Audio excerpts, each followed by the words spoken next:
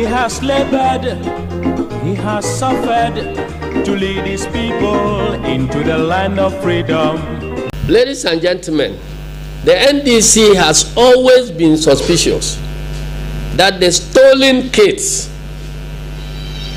could be used to illegally register some people in order to add them to the voters' register to enable them vote on December 7, 2024.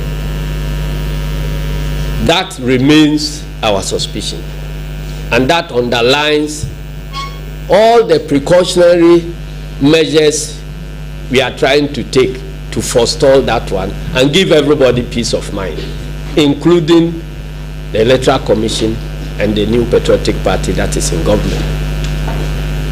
If hardware can be stolen under CCTV surveillance,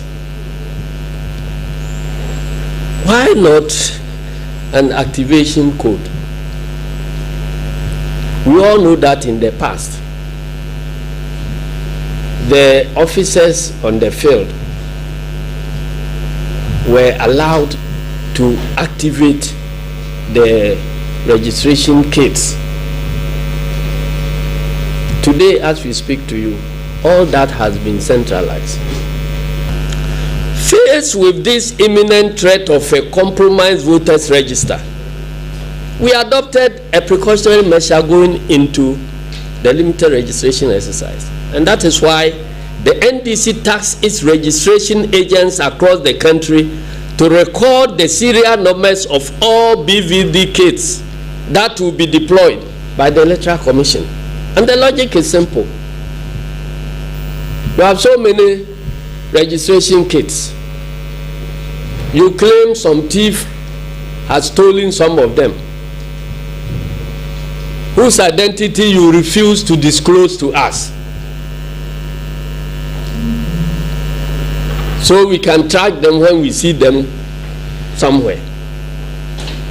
Now, if we say that, okay, if we cannot track those that are missing, at least we can track those that are in use now, so that when we know those that are in use, then data from any other equipment that is not in use in our registration centers here would then be rejected as fraudulent data that is coming from elsewhere.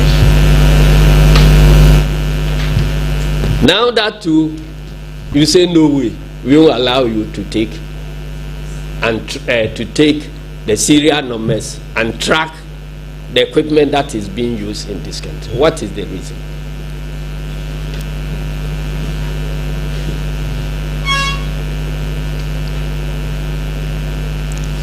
As I have said earlier, among other things, the essence of recording the serial numbers of the BVR kits will help us trace, identify, and match every registration data emanating from a specific district or electoral area.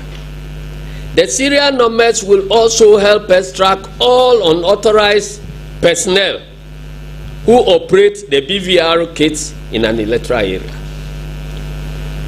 This will forestall any clandestine registration aimed at contaminating the voters' register. We are determined to ring-fence the threat and risks for the 2024 elections.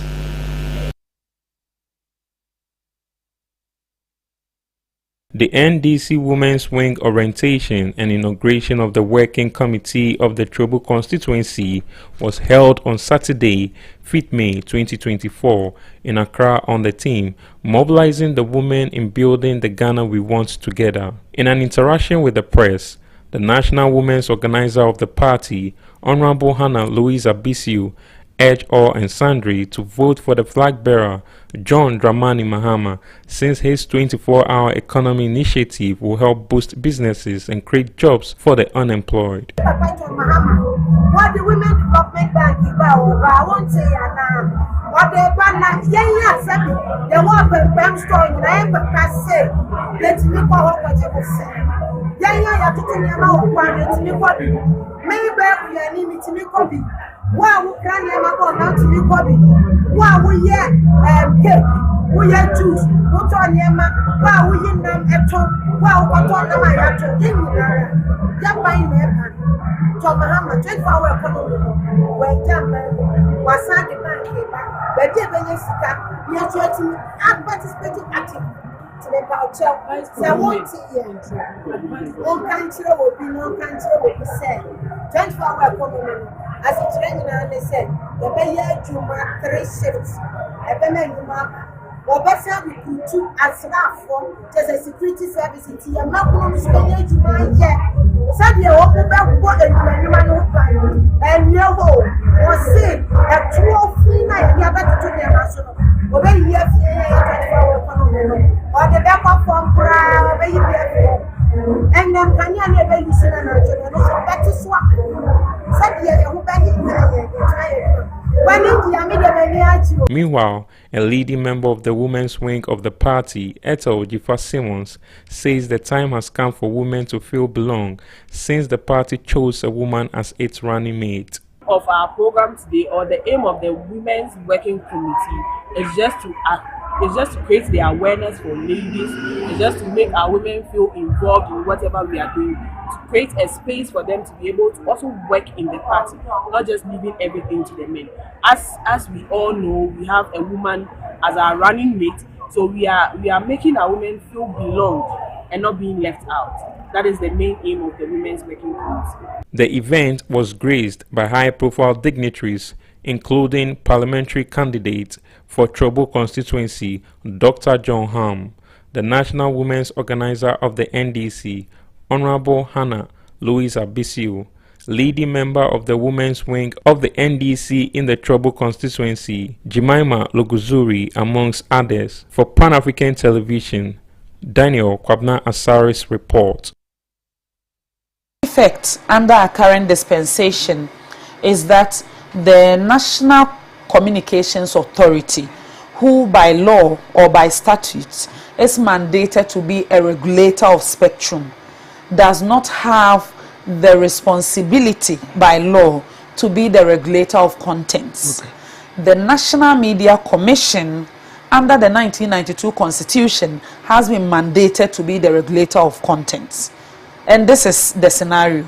Meaning, if you are showing a content and the NMC, the NCA, that gave you the power, the spectrum to operate and can take the spectrum, is not allowed to regulate contents. They will look at spectrum infringements. But the National Media Commission, that is regulating content, is not the one that gave you the spectrum and cannot necessarily so move to withdraw it. Okay. So it creates a vacuum when those two institutions are not working together.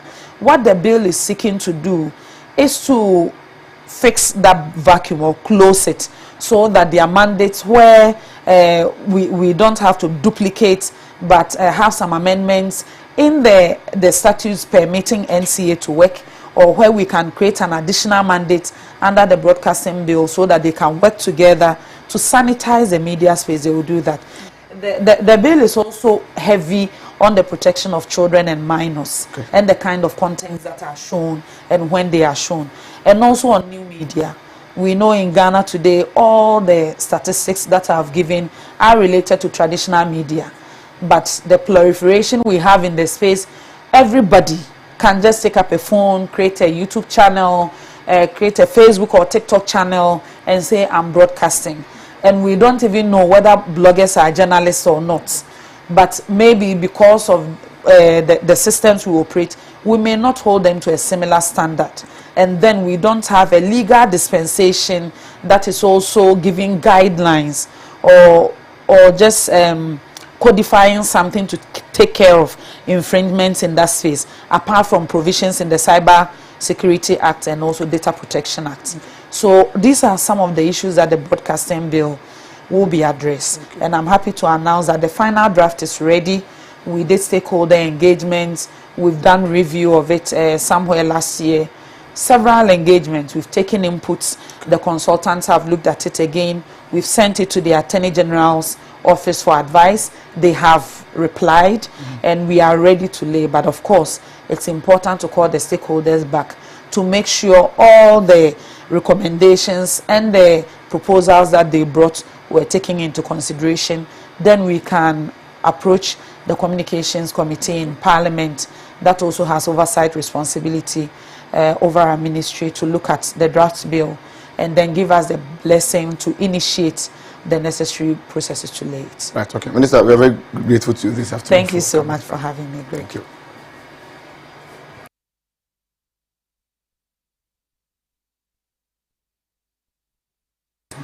As you are aware, before the year 2022, the methodology that was used was different.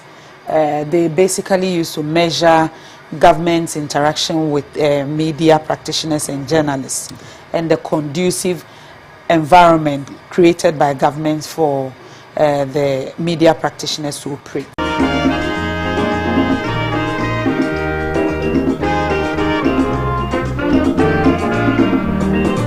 He has labored, he has suffered to lead his people into the land of freedom.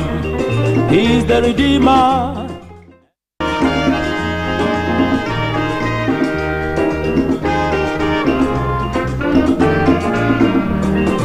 He has labored, he has suffered to lead his people into the land of freedom.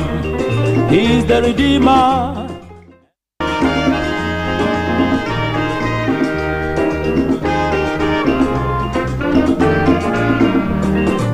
He has labored, he has suffered to lead his people into the land of freedom. He is the Redeemer.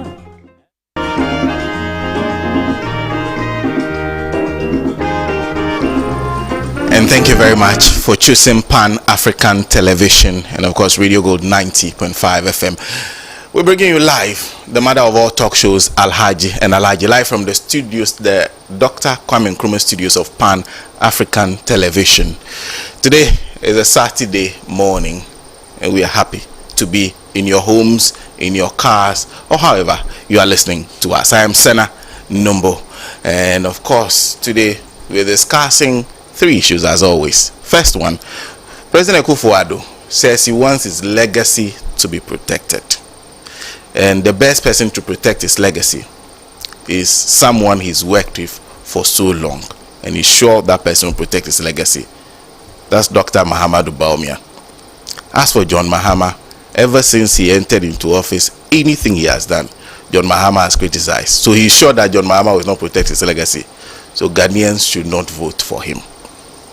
The best question I've heard all week is a question from Comrade Kwesi Prajina. Which legacy? That's the discussion we'll be having. The legacy of President Akufo-Addo that he wants protected. Of course, former President Mahama gave him a response when he said that. On his Facebook page, he posted, "Of course, I will not protect your legacy of corruption, misgovernance, arrogance, ineptitude, bankrupt economy, increased unemployment, and pushing more of our people into poverty brackets." That is his response to him. We'll be discussing that in our very first issue, and then we'll move on to the limited voter registration exercise. So far, not the best of exercises. Hasn't started so well. Not being smooth. In fact, day one was very bad. Day two, it was hope will be better. Also, has serious challenges. There's been power outages, issues with connectivity to the internet. It's gone into day three, and today is day four. Would it be better? And then the National Democratic Congress also held a press conference to make one simple demand: give us the serial numbers to your BVRs. The EC says no. We are protecting the machines we have. In the interest of the security of those machines and the security of our elections, we cannot give you the serial numbers. We'll conclude with a cocaine bust in Belgium. A woman carried 8 kilograms of cocaine through our airport and was arrested in Belgium. The Belgian authorities were shocked So they called our authorities and asked them, what happened? How did this happen? So far, some people have been interdicted, some workers at the airports. It is alleged that even the woman who was manning the scanner left the scanner just at the time when the lady who took the cocaine was about to go through the scanner. So there are many issues, including one being raised by Honorable Samuel Kujeto Ablakwa, who's actually put out the letter of interdiction written to those workers who are currently under investigation. The letter gives them 2/3 of their salary. So whilst they are home, they'll be paid 2/3 of their salary over the period of their interdiction. He thinks it's not serious enough. 2 investigations being carried out, one by NACOC, we know, and then the other one being done by the Ghana Airports Authority. There's suggestion that the Ghana Airport Authority cannot investigate itself. So that will be our last issue for discussion this morning. Those are the issues we are discussing this morning. And join us in the studio to discuss those issues, Kwame Kwesi Prajina is General Secretary of the Socialist Movement of Ghana. And sitting right by him is a Deputy Women Organizer, National Women Organizer of the National Democratic Congress, Jifa Tega. Wonderful to see you this morning. Yes, representing Afro-Franto. And then getting closer to me, lawyer Andrew Apia Dankwa is a member of the Alliance for Revolutionary Change. Yes, it's wonderful to have you. Yes, yes. As always, in his Liverpool jersey. And then sitting right to my right is Professor. Wow. Kwesa White. From he escaped me. Professor Kwesa White. Professor Kwesa White is an academic and also a politician. He at one time actually headed the National Service Secretariat. Prof, good morning. Good morning. Yeah. Well, so that's my panel for today, and of course you're a big part of this show. We would like you to send in your comments, your contributions to the show via WhatsApp. You can do it via Facebook, you can do it via text message. Let us hear from you. What do you think about the issues we'll be discussing this morning? Well, let's start off with a discussion on President Akufo-Addo's legacy that he wants to protect so much that he has to decide who takes over from him. And I usually don't do baptism of fire, but I'll start from Prof on this one. Prof, good morning. Well, thank you very much, and good morning to your cherished viewers and listeners on Radio Gold. And of course, good morning to my panelists, colleague panelists as well. I was surprised when I heard President Akufo-Addo made the statement that President Mahama would destroy his legacy. And I think, just as you indicated, the first question that popped up in my mind was, what legacy are we talking about? Because it's been almost 8 years. One can easily recall, when we talk of legacy, we can recall what, for instance, Dr. Kwame Nkrumah did for this country. You don't need to search far. It's all moved all over the place. And the various attempts that have been made to destroy it, but has been unsuccessful. We can also recall it, the legacy of President Rawlings. We can recall the legacy of President Mahama as well. But it's not obvious to me what exactly President Akufo-Addo's legacy is. But even beyond that, no leader who believes he or she has done so well worries about whether what they have done will be destroyed or not. Because if those things are actually good and they are life transforming and they are in the service of the larger majority of the population, then they are steeped in time in a manner in which nobody can destroy. And this idea that President Mahama has been criticizing him ever since he took office, I'm surprised.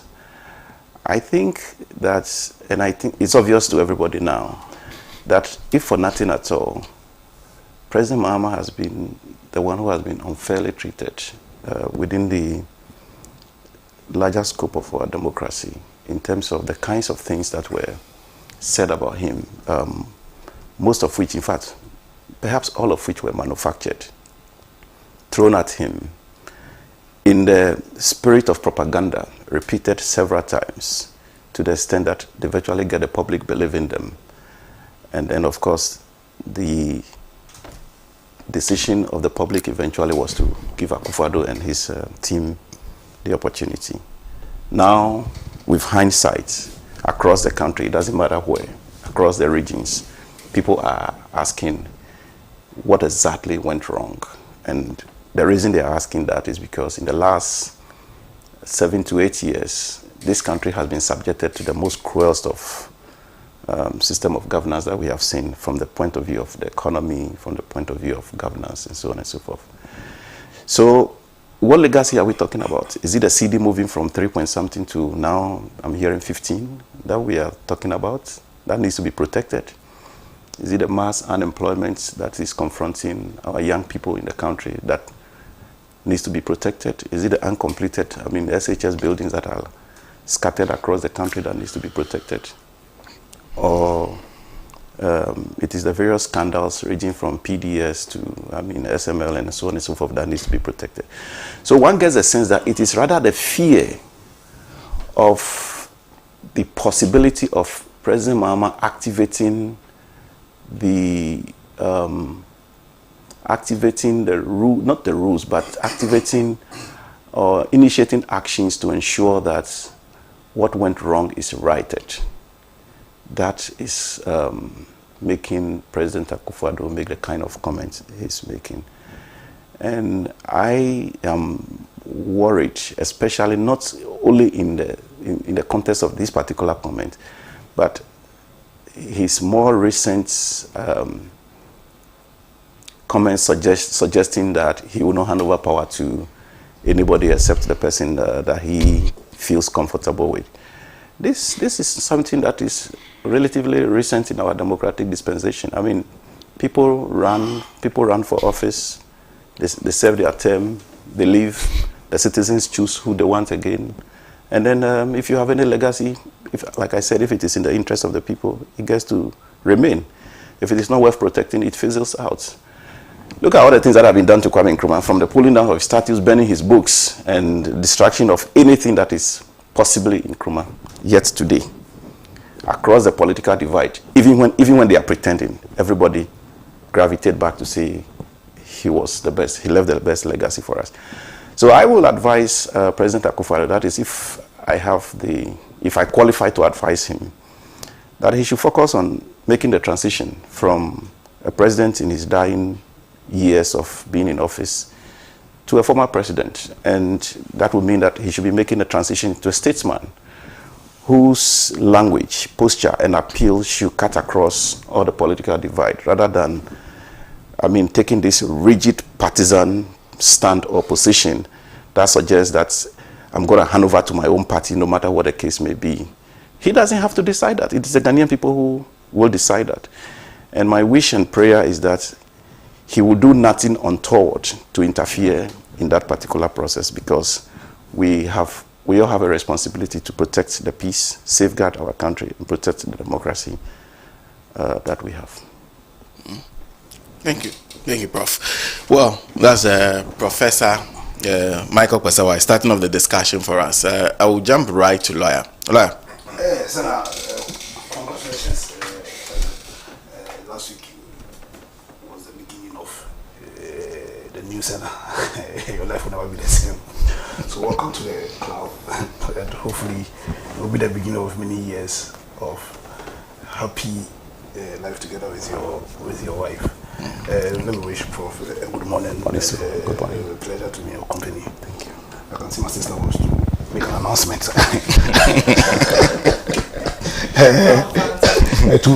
So probably after you can call the press conference for you. But you'll be glad you are coming into our family. So we see proper change in this country. Good morning, and good morning to Mr. Pratt. Always a pleasure to be in his presence. So now, since you give me the enviable privilege, as in this platform, Pan Africa, give me the enviable privilege of appearing on this, in my view, the best political show in this country. No topic. No topic has vexed me like this topic. In fact, it vexed me to the extent that I haven't slept, and I'm not lying. So So beyond the doom, so the fact that as in there was no light, the thought of thinking about Nanado's legacy really has vexed my soul. And I haven't slept, and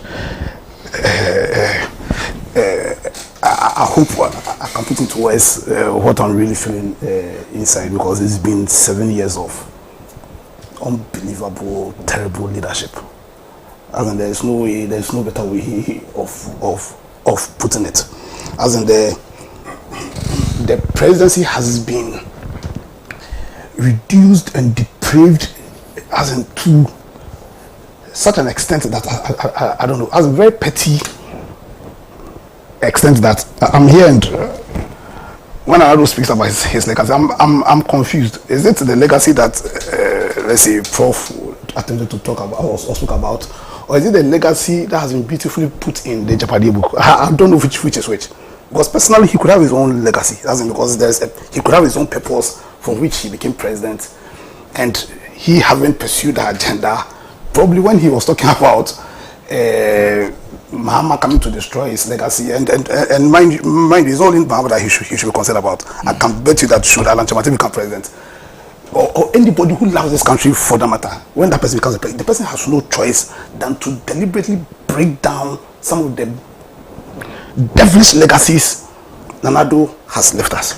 You see, Paul beautifully mentioned it's easy for us to mention Akosombo and this, but if there's one legacy Nkrumah left Ghana, is his ingenuity in bringing together the various countries, various tribes, various cultures with various values to create that one Ghana. Where unlike other African countries where, as in, he's a Hutu, he's a Yoruba, because Nigeria and a lot of have been plagued by tribalism. But until recently, and at least I'm in my mid-40s, until recently, issues of tribalism, yes, they'll always be there, but I've never found myself in a Ghana where issues of tribalism, regionalism have come to the fore like now. Because Kwame created a Ghana where essentially we're Ghanaians. And to be able to do that within a generation where we had basically about 4 countries and numerous ethnic groups tells you about the mettle of the leadership of Osagyefo. You understand? In the same way, I think it's very easy and would do a good job if we reduce an assessment of Nanado's legacy to, he did, he introduced free SHS, or he attempted to introduce 1B, 1F, or you see, when you take the discussion at that level, you'll be doing the whole discussion a massive disservice, because Nanado's legacy, as in the depth of his legacy or non-legacy, I don't know which, because so this one I was asking my wife that when you say legacy, must it always be positive? You know, as in when I talk about legacy, must it, because I understand legacy to be something that you've left or you've handed over, must it always be positive? So I won't even attempt to go into that one door, because even all those issues, when you scratch the surface, what that comes clear is a fundamental lack of commitment, or should I use the word fraud, or I don't know whether I should use the word a leader who clearly didn't have a vision, a plan, a purpose for which he wanted to be president of Ghana, but for whatever reason, for his own parochial interest, felt that he needed to be the president of Ghana to pursue a certain agenda which is adverse in all forms and shapes to the interests of this country, and so maneuvered and then became president, and then he's unleashing that agenda onto Ghanaians. But in his attempts to pursue the agenda at the blank side of Ghanaians, he needs to present or attempt or pretend he's pursuing certain programs which we would think is to the interest of Ghana. One, when Nanado wanted to be president, he anchored his campaign on transforming the economy of Ghana. We had a lot of discussions on nuisance taxes, and found that when we became the first budget, there was a number of abolishment. Rather than they've already themselves, they ran almost all the things abolished are back, and even more. So it's like if you read the Bible, you exorcise demons from somebody, and then 70 demons go, and then in next week about 200 enter the body. That's exactly what has happened. You talk about free SHS, you understand? You talk about the fight against Galamsey. To understand, he called his presidency on the fight against Galamsey. You talk about Tunso. And then you also analyze all the documents, so the economic, so like when you talk about the energy, for instance, the energy sector recovery program, beautiful document. You talk about the economy, the medium-term economy program, as in the upper Tampa and creating jobs and prosperity. You talk about decentralization and another program held on decentralization, and yet none of all these beautiful things written, for which we spent Ghana's taxpayers' money to mobilize experts to put together those documents. Not even one of them has been done.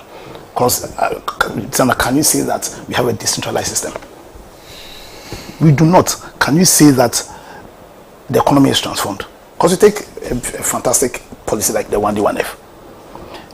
Just by the amount of money government Nanado decided to put into that policy, it tells that he was not committed to the 1D1F. Because if you are really committed to 1D1F, how can you justify spending about 400 million Ghana cedis, no dollar, on 1D1F and about 1.5 billion on NAPCO? You understand? So clearly it tells me that this is a person or a man who really told us things to represent something, and really had no commitment whatsoever to bring about proper transformation. You get a picture. Then you see, we pride ourselves as a very united country, and so what it means is that, and I think Prof said it perfectly, about once you become a president, you need to realize that you are not president over your political party. You are president over the entire country, and your duty, and I am using the word, your duty, your obligation is not to your political party. Your obligation is to every single Ghanaian. And I'm using the word duty here deliberately, because I was telling a friend that, you see, the reason why you take care of your children is not because you love them. The reason why you take care of your children is because you have a duty to take care of them. You have an obligation.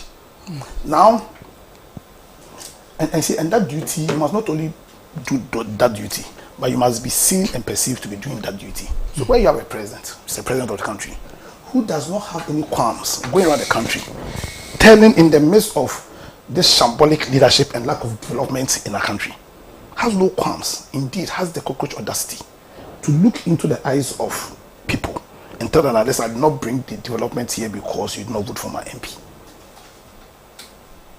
Yeah, you understand? And he hasn't done it once. It's like he isn't learning. You do it at a confee. You go to Mepe when, as in your citizens, people, your compatriots, I say your compatriots, you understand, are plagued by devastating floods. And you first of all, you go there late. There's no proper relief system for them. And you go and tell them that you were not even supposed to be there because they didn't vote for you. You go to Edgeso. You tell Edgeso people that, listen, in the upcoming election, if they don't vote for you, you are showing them that no MP who is not from a party can lobby you to bring development to Edgeso. This thing in Asen North. Then, Mr. President, are you not dividing us? Are you not dividing us as a people, as a country? You understand? You take Galamsey. You take the evil that has been done to our environment. He's talking about legacy. Yeah? So you just go to the gold areas, to Western region, Ashanti region, and the color of the water bodies. And the color of the water, that tells the little story. Because the major story is that people are drinking cyanide infested waters, mercury laden waters. People are going to die early because of the chemicals in their water bodies. Indeed, already we are seeing the impact on cocoa. Because if I talk about one of the price of this country, it's not just gold, but the fact that we for a very long time been one of the leading producers of cocoa, and not just in cocoa, premium cocoa. And because of the president's lack of responsibility, sense of responsibility, you understand, and the extent to which he's failed to give leadership, honest leadership, in his handling of his duty as a trustee.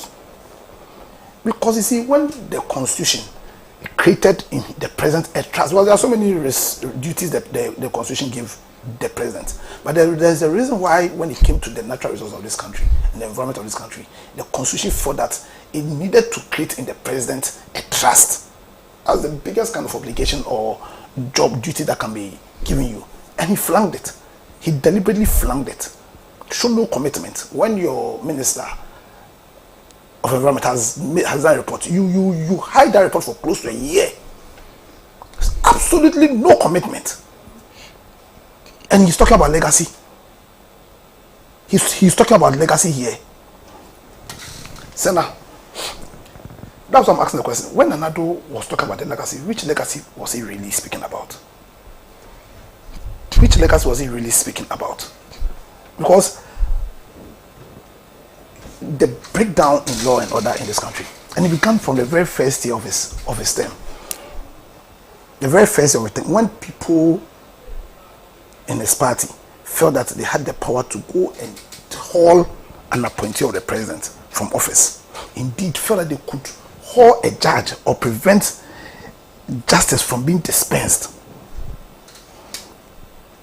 Is that a legacy or a non-legacy? You see,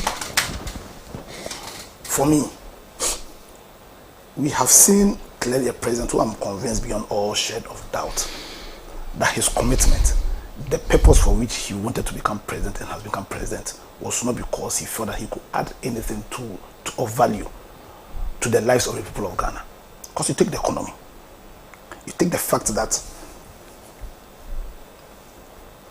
because of his bad leadership, Ghana as a country has lost all credibility when it comes to our bonds. Because, and you see, and the backbone of every economy, Senna, is trust. The trust people have in you, the government. Because you see, all our lives, we've been led to believe that the most securest bonds you can ever have is government bonds. All our lives. So where under your watch you've watched, or your actions, your policies has ensured that government bonds has lost all credibility, then you practically tanked the Ghanaian economy. You've practically tanked the Ghanaian economy. He's talking about transforming the economy, and practically no credible support system to our small and medium scale enterprises. Now, all these things I'm speaking about are just a fraction of the non-legacy of Nana Akufo-Addo. I think the biggest evil he's meted out is the kind of political culture that his leadership has forged in this country. That's the biggest problem he's left us. That's the biggest problem he's left us. Because you see, you can't talk about Nana Akufo-Addo's legacy without also talking about his practical destruction of the New Patriotic Party as a political institution. Because you see, he's destroyed the character of the party, the idea of the idea for which reason the party was formed, the purpose for which the party was formed. So you see, you can just do, and this one, just take the MPP's constitution. Look at their aims and objectives. The aims and objectives of the New Patriotic Party. Because mind you, political parties, a very critical part of our political institutions, beyond they wanting to empower, have a role to play in creating the right political culture that will best safeguard all of our interests. So, where you have a president who destroys the institution in terms of its character, its ideals, its purpose, there is weakening one of the anchors of the constitutional democracy we took upon ourselves. Now, because of his disregard for principle, for ideas, because for him he sees a political party as just a vehicle to use to a certain end, That's why somebody who claims to be a believer in democracy, the tenets of democracy, has no qualms when he's become president of Ghana in appointing people from his political party into institutions that we demand neutrality from.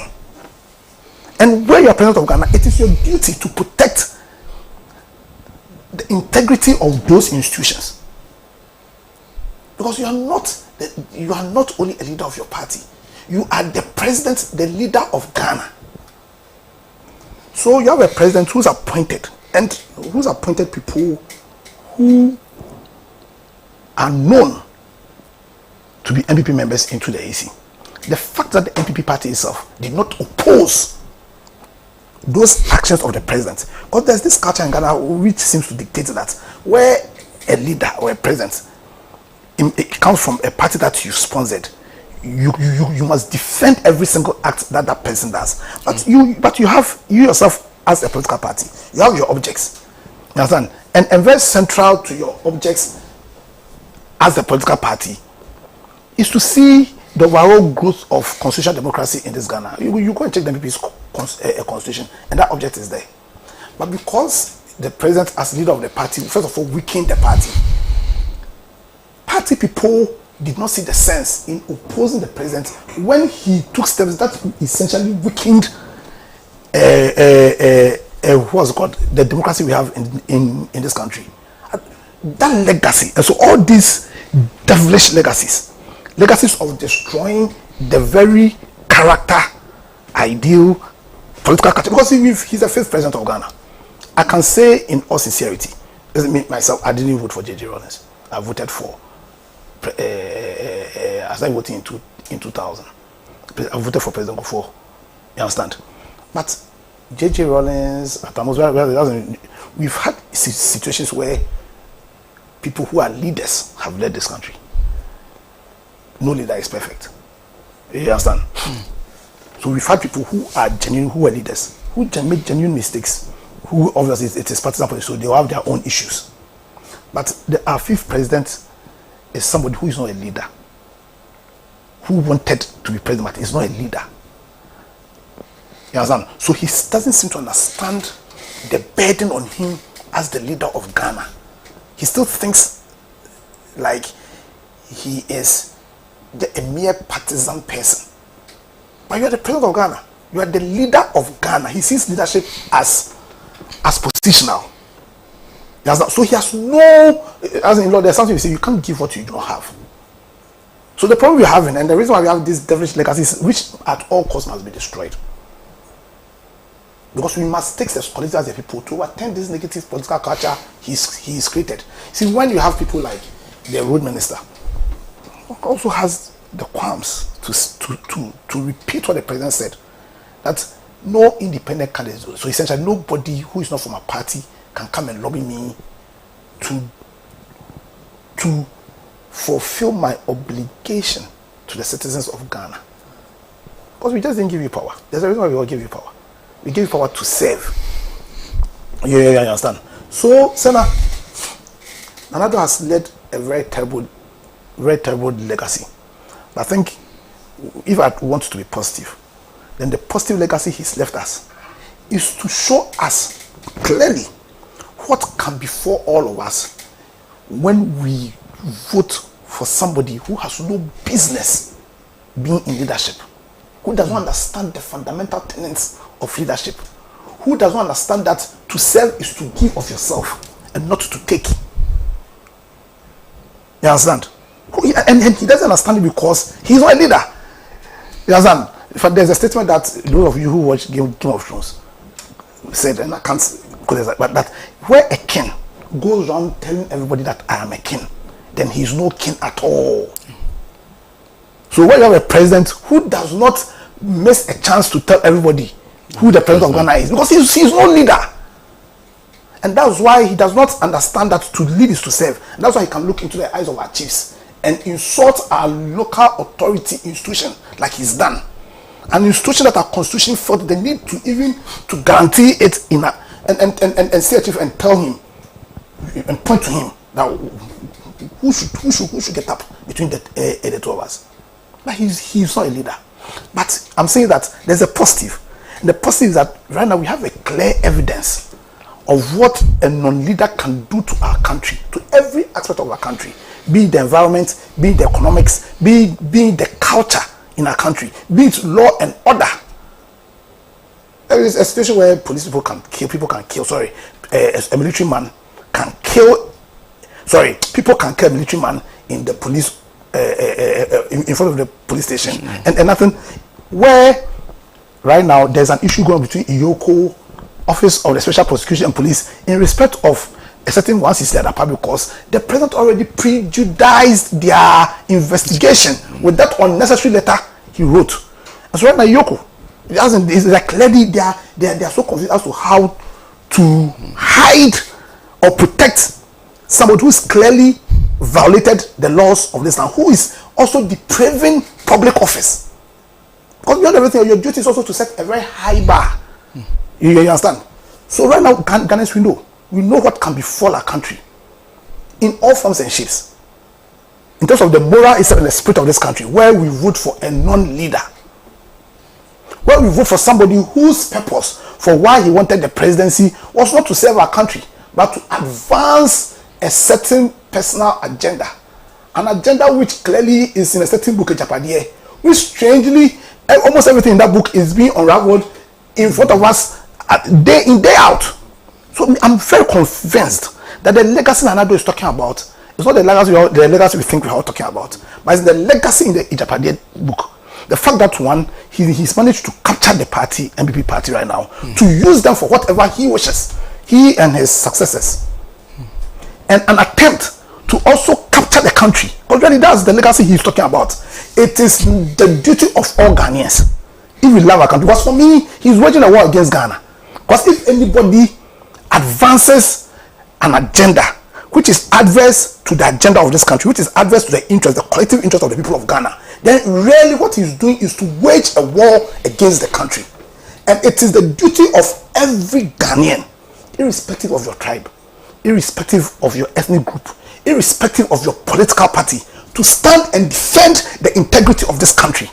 And we will defend that integrity if we ensure that these very negative and adverse legacies of Nana Akufo-Addo are destroyed, and we create a system where there will be no chance, no opportunity for anybody at all to meet unto us what is done to us. Because trust me, it will take us a very long time to come out of the hole he's dug for us. He's created a big problem for whoever becomes the next president of this country. Already, where are you going to even get the money to advance your own programs? Two, he's created a system where the people of this country themselves have lost so much faith in leadership, in political leadership. Yeah, you understand? Now, for our democracy to work, you need the people to believe in the ability of this our constitutional democracy to deliver on its promises.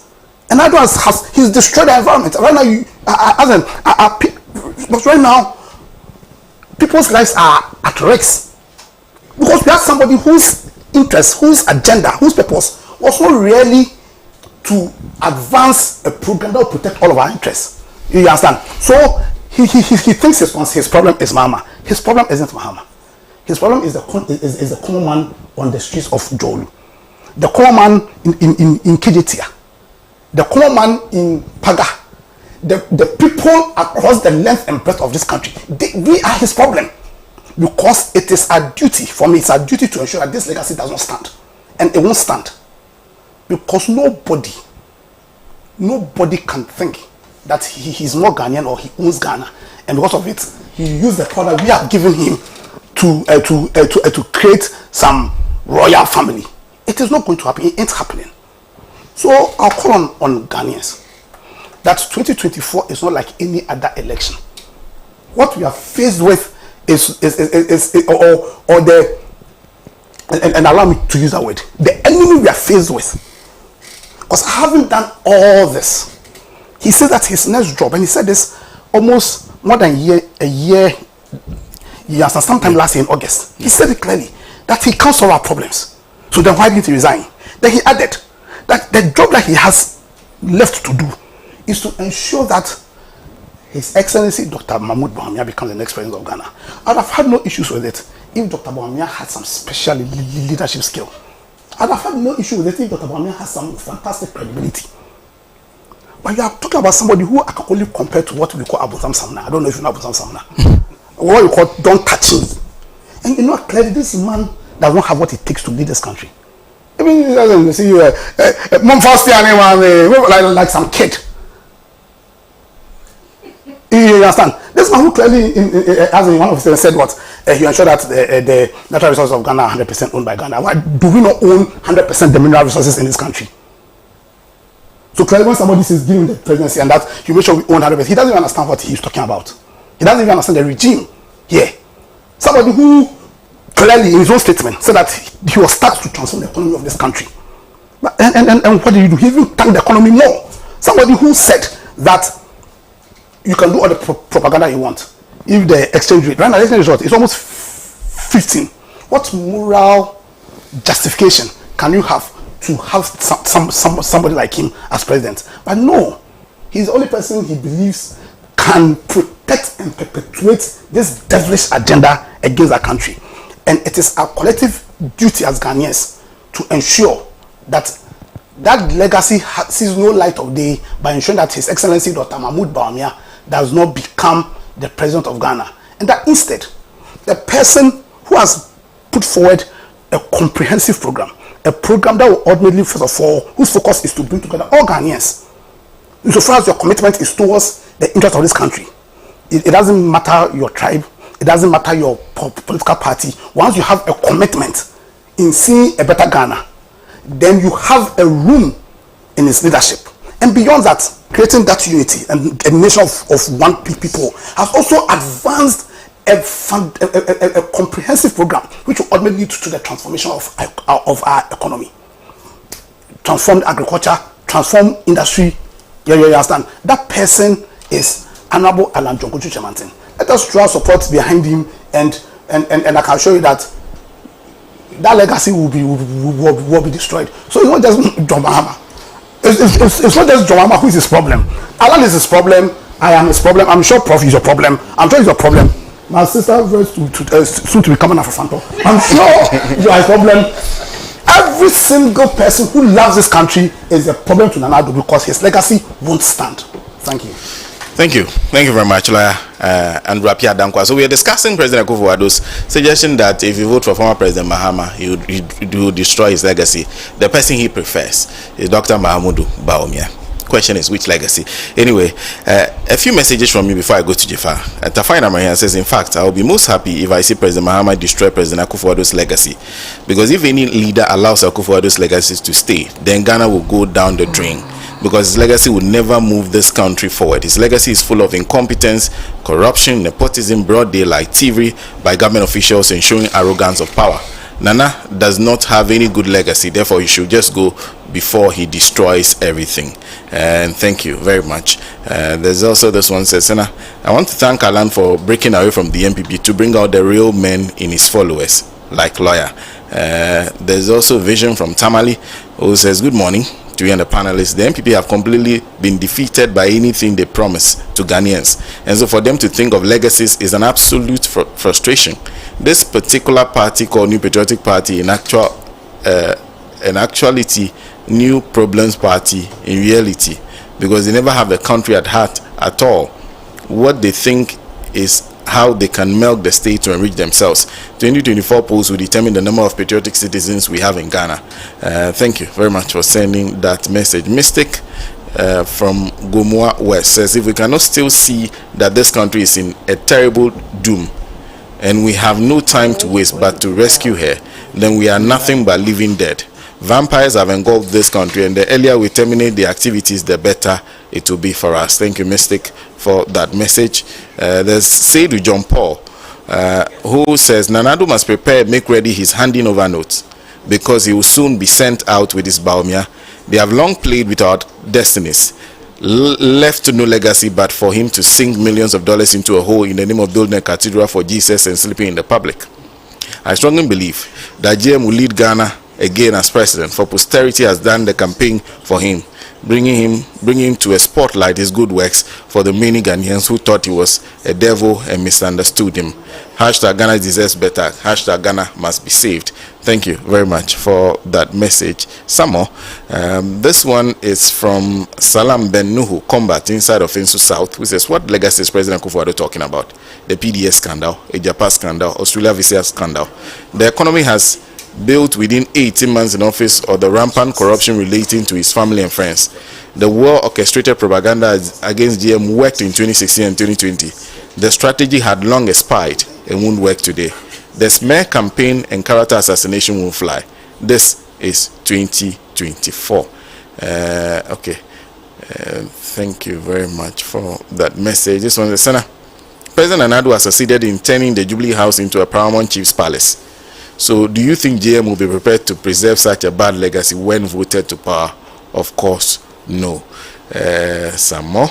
This is also from Daniel Akpaliok from Sandema, who says, at a time when Ghanaians are faced with unprecedented economic crisis and excruciating suffering as a result of the recklessness, sheer incompetence, and unparalleled misgovernance of Akufo-Addo-led administration, the least Akufo-Addo can do is to show some level of remorsefulness and apologize to Ghanaians. It is insulting and irritating for anyone to hear Akufo-Addo talking about JDM destroying his legacy. As far as I'm concerned, Akufo-Addo's only legacy is a skyrocketing increase in fuel prices, free fall of the cedi, galloping inflation, haircuts, and abject failure in managing the economy. You're still watching the Mother of All talk shows, Alhaji and Alhaji, live on Pan-African Television. We're broadcasting live from the Dr. Kwame Nkrumah studio of Pan-African Television. We're also live on Radio Gold, many other affiliates across the country. A big thank you to our partners, our partner radio stations all across Ghana.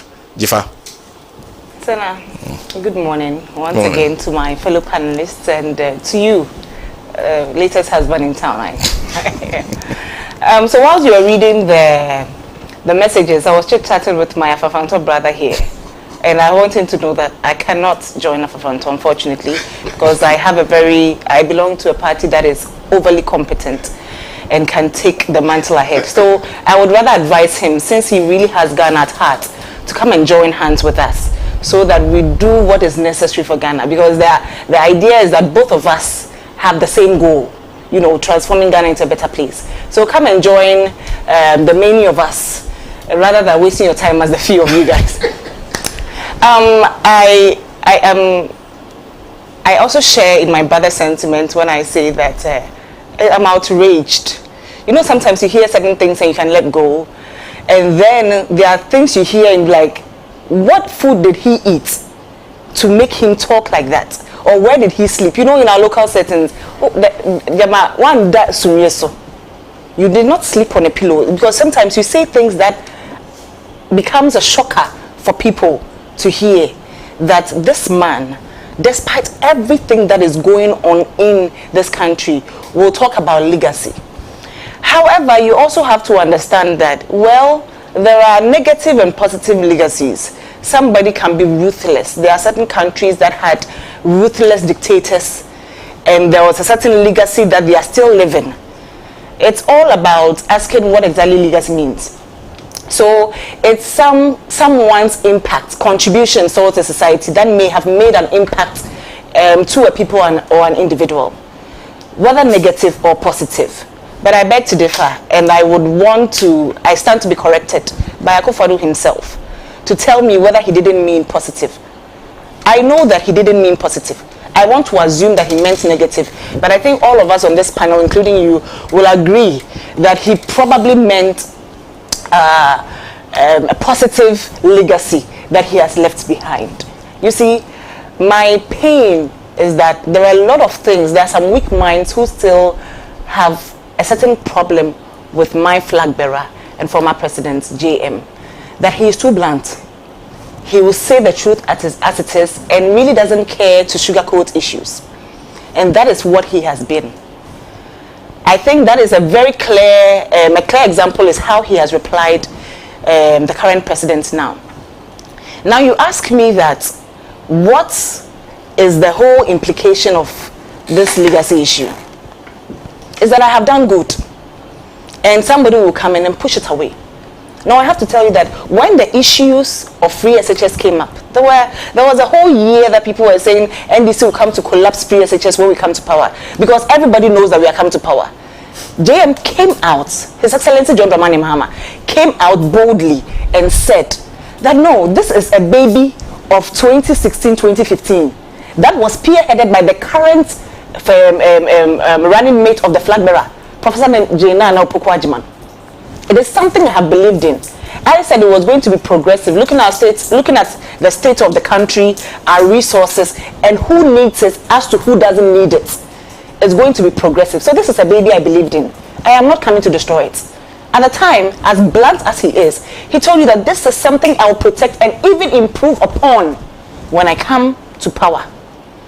So it is not news that he would decide that he's going to continue something. Look, when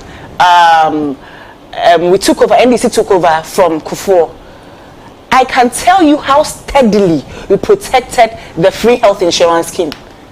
Because for goodness sakes, one thing that NDC believes in is in pushing our people forward, making sure that what is good for our people is what stands. You remember when in somewhere 2003, this major N1 road had freshly been constructed. It has started during Kufuor's time.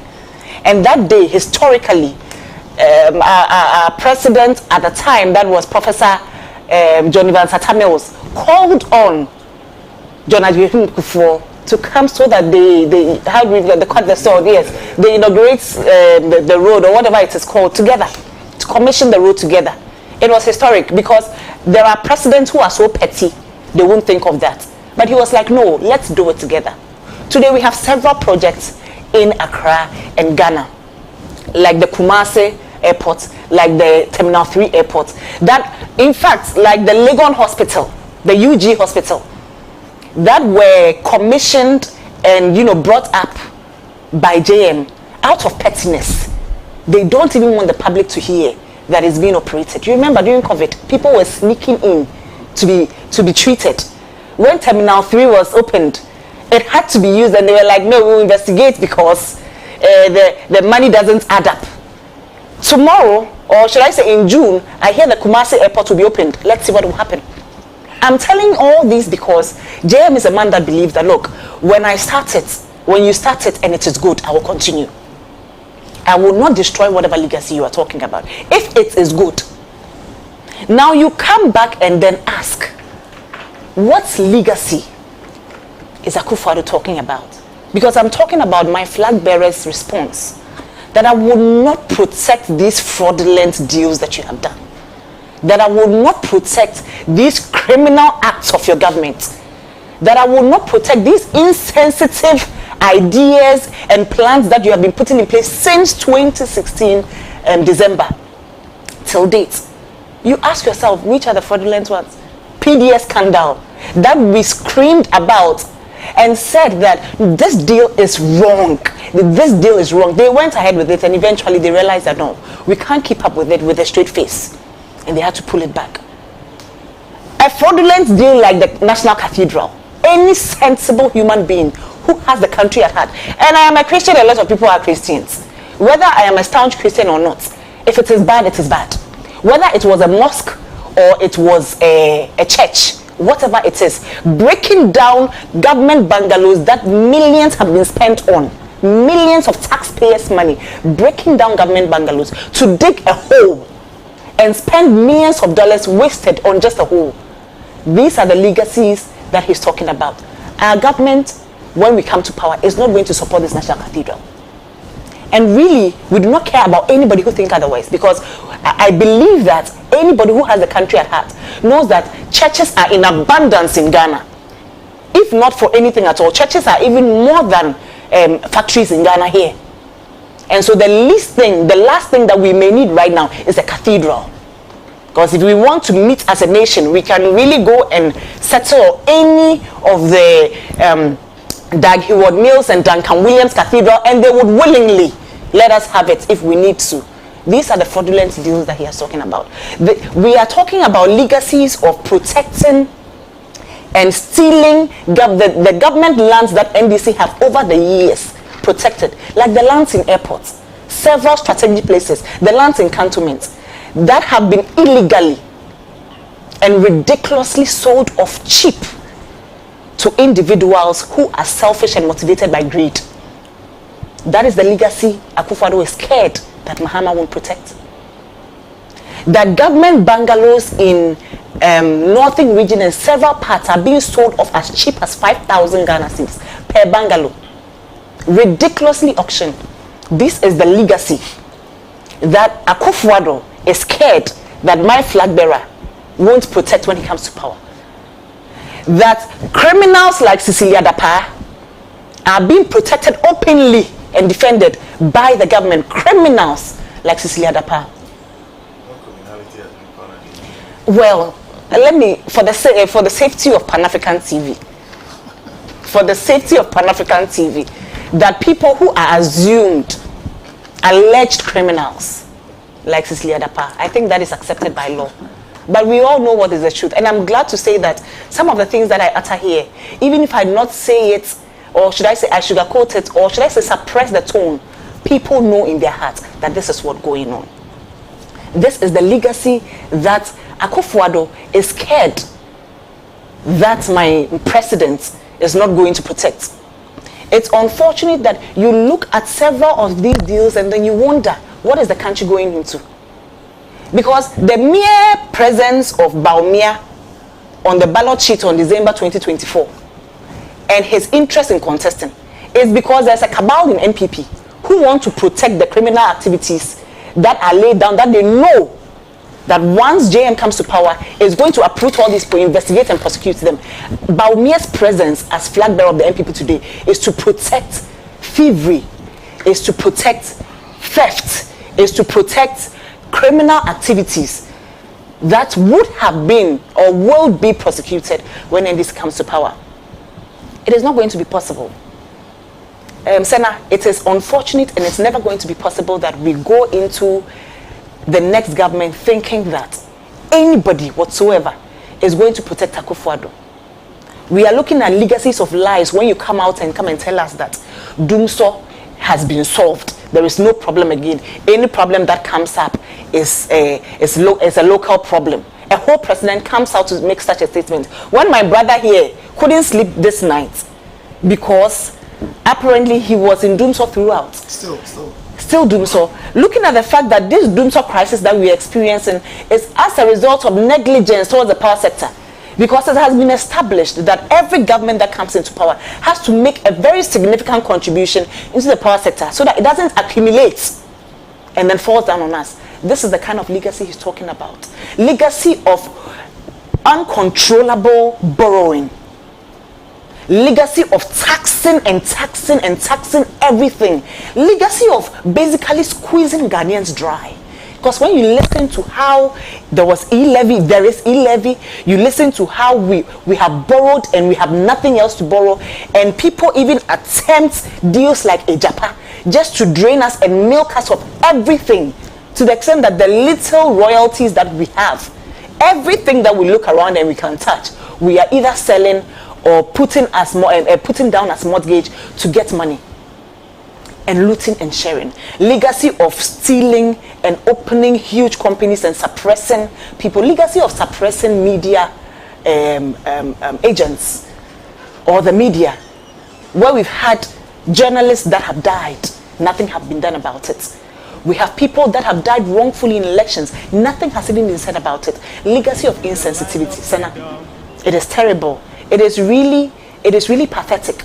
And then I can say that as an NDC, and as somebody from this party, I can't be any less proud of what my flag bearer has said or how he has replied to Akufo-Addo. That it is so pathetic that he will stand there, and as blunt as he always is, he is never going to tell anyone that, oh, I will manage or I'll see to as to what I can do. No, this is a legacy of lies through and through, a legacy of suffering. And I won't protect it. I have said it. And the true man or the sincere man will know that we need such a leader. A leader who will say it right into your face and won't sugarcoat issues. A leader who will tell you, be prepared for hard times are coming for you. For all the suffering that you have caused Ghanaians, you will face and be accountable to everything. That is when our running mates during her outdooring, our running mate to His Excellency John Dramani Mahama, during her outdooring, said that everyone will be held accountable. And it is not a threat, it is a promise. A threat can always be changed. A threat can be something you are saying just to, push or pull a certain action from somebody. A promise is something that is intended to happen, and it will happen.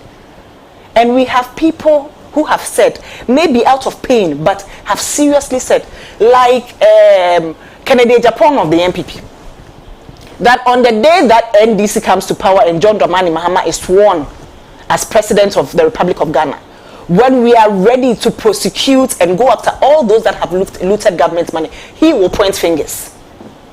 Because he can see, and he sees all the things that he never imagined his party would do. He will gladly point fingers to those who have stolen precious government lands, those who have dealt in illegal dealings, those who have dealt in unreasonable, fraudulent deals in this government. He will point hands. And I know that he is not the only one. He is one of the bold ones that will say it now. There are a lot of other people who will do it. But I must say that if Akufo-Addo is looking at who will cover his back is bare. His back is bare. And he should only get prepared. There are a lot of things that we've heard that you will tell me that I do not have evidence right here in my hands. So for the sake and safety of Pan-African TV, I do not allege it or voice it out. But we talk in private. We know what they are doing. There are some people who were not scared to die in 2016, but are scared to die now because of the amount of monies in their bedrooms and in their bank accounts. There are people who are now looking for ways and means to transfer money from Ghana into their offshore accounts. We know those are the people. We know people who can now, apart from Cecilia Dapa, provide millions of dollars right and ready in their bedrooms. We know people like that. We know people who did not even know, who have not even held a single government job before, not even a government job, have not operated any business before, and are seated on millions because of fraudulent deals. And this is the legacy Akufo-Addo is expecting JM to protect. We are looking, somebody said something, a brother of mine said something, that Akufo-Addo can never compare himself to JM. Yes, because you look everywhere, including Accra, including Northern region, including the middle part of Ghana, and you will see evidence of the work JM has done. You don't need a child to tell you. You do not need a communicator to voice it out. You see it all around. You see it in your marketplaces, in your hospitals. When in Ghana, for the first time, people enjoyed luxury service in hospitals. When we know that hospitals have very deplorable state. But today, University of Ghana, from structure, from architecture, to the facilities inside, is providing world-class facilities. This is a man that has vision. He says, my country is not a rich country or a developed country. However, we deserve some of these things so that we do not keep running outside the country. Today we have millions of people that have quadrupled, that are finding, they are trying to make way outside of this country to everywhere, to the US, to the UK, to Canada. Recently there was a pastor Kofi Oduro, who mentioned that one of his church members was asking him to thank God and also request God to help him gain papers to stay in the country, the right papers to stay in the country. He asked which country. The person said Gambia. Gambia. Somebody wants to be in any country than Ghana, so he's in Gambia. And he's thanking God and asking God to help him get the right documents to stay legally in that country and also to manage his business in that country. Ghana is at a state where there are people who would prefer to be in Gambia than Ghana. That is the country we are living in. The few people who are here are being tied down by either family or something else, or probably just the mere discomfort of being in another country alone. Sana, it is no joke. So what legacy do we have to protect? The man that I know, John Dramani Mahama, who is as plain and really a visionary man, will not and never, as he has said, protect any fraudulent legacy. A legacy of suffering, no. He's rather come to liberate us, as he has done before. He's rather come to show us the path, as he has done before. And just as he's somebody who is plain and always as brutal and blunt as possible, he has said that I will not be a president of promises and fake promises like Akufo-Addo. I won't be that. Rather, I'll be a president who will tell you and be accountable to you. Ask me, I'll answer. Unlike this government, who will not answer, even in our bare faces. That is what he has done. And he has said that in his first few years, clearly it will not be easy. A president who is in opposition now, a future president who is in opposition now, who has clearly said that his first 100 days or first year won't be easy because of the deplorable state that Ghana is in. Is this person not a truthful person? Is this person not somebody that you can actually depend on? Because he's not going to tell you that in the first 100 days, Ghana will be the cleanest city ever. Like Bawumia and Akufo-Addo said, in the first 100 days, I'm going to transform Ghana into a paperless economy. In the first 100 days, you are going to use your Ghana card to travel outside the country. And your Ghana card is going to provide everything for you. No, he won't sugarcoat words. Neither would he lie. Neither is he going to put together so many things that are going to deceive Ghanaians. He's going to be blunt, and he will do the job as he has done before. We are not testing this man. We are giving him a second chance. And the second chance is only for him to continue, not for him to start afresh. Because he has done it before and he will do it again. And before I end, Senna, I have to emphasize on the fact that there is a strong cabal in MPP that has made sure that Bawumia is the flag bearer of MPP. And it is only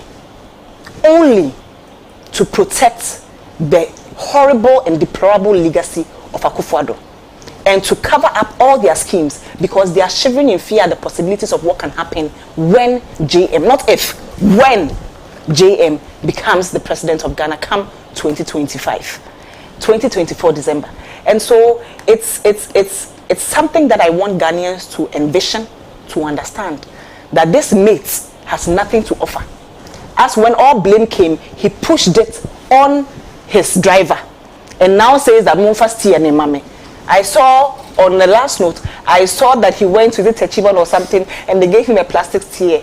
And then I told my driver, this is the only steer he deserves in his life, and this is the only steer he will get. That plastic wretched steer or whatever significance it meant, that is the only steering wheel that Bawumia deserves in life. And that is the only steering wheel that he will get from Ghanaians. And so he should hold on to it well, probably put it by his bed when he's sleeping, because that is the only thing he will get. Thank you very much. Thank you. But there was someone who was even asking that he was just going to ask me, where is Jifa? Then he heard me introduce you. But when we do attention to something you've said, it's not only to protect us, but to protect you too. Because they have to attack you first before they attack us. So it's important that we draw your attention to it. Well, if you just join us, the mother of all talk shows, Alhaji and Alhaji. This is from Professor Yanka in Cape Coast, who says, Akufo-Addo, you suffer before you eat. The ever rendition of Akufo-Addo is getting jittery by the day with every passing revelation of the ills of his misrule.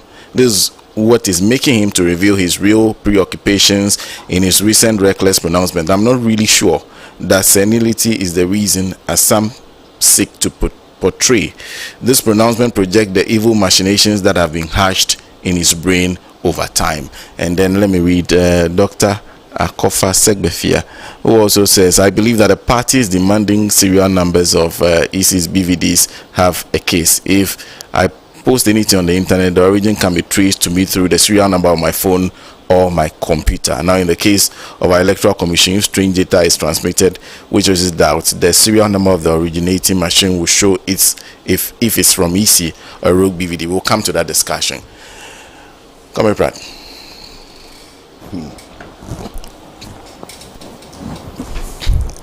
Well, I'd like to note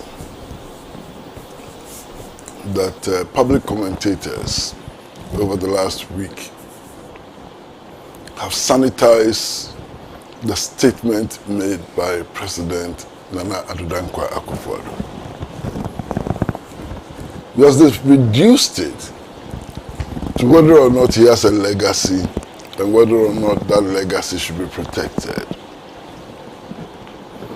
If you focus on attention on his legacy and whether or not his legacy should be protected, you actually sanitize what he said.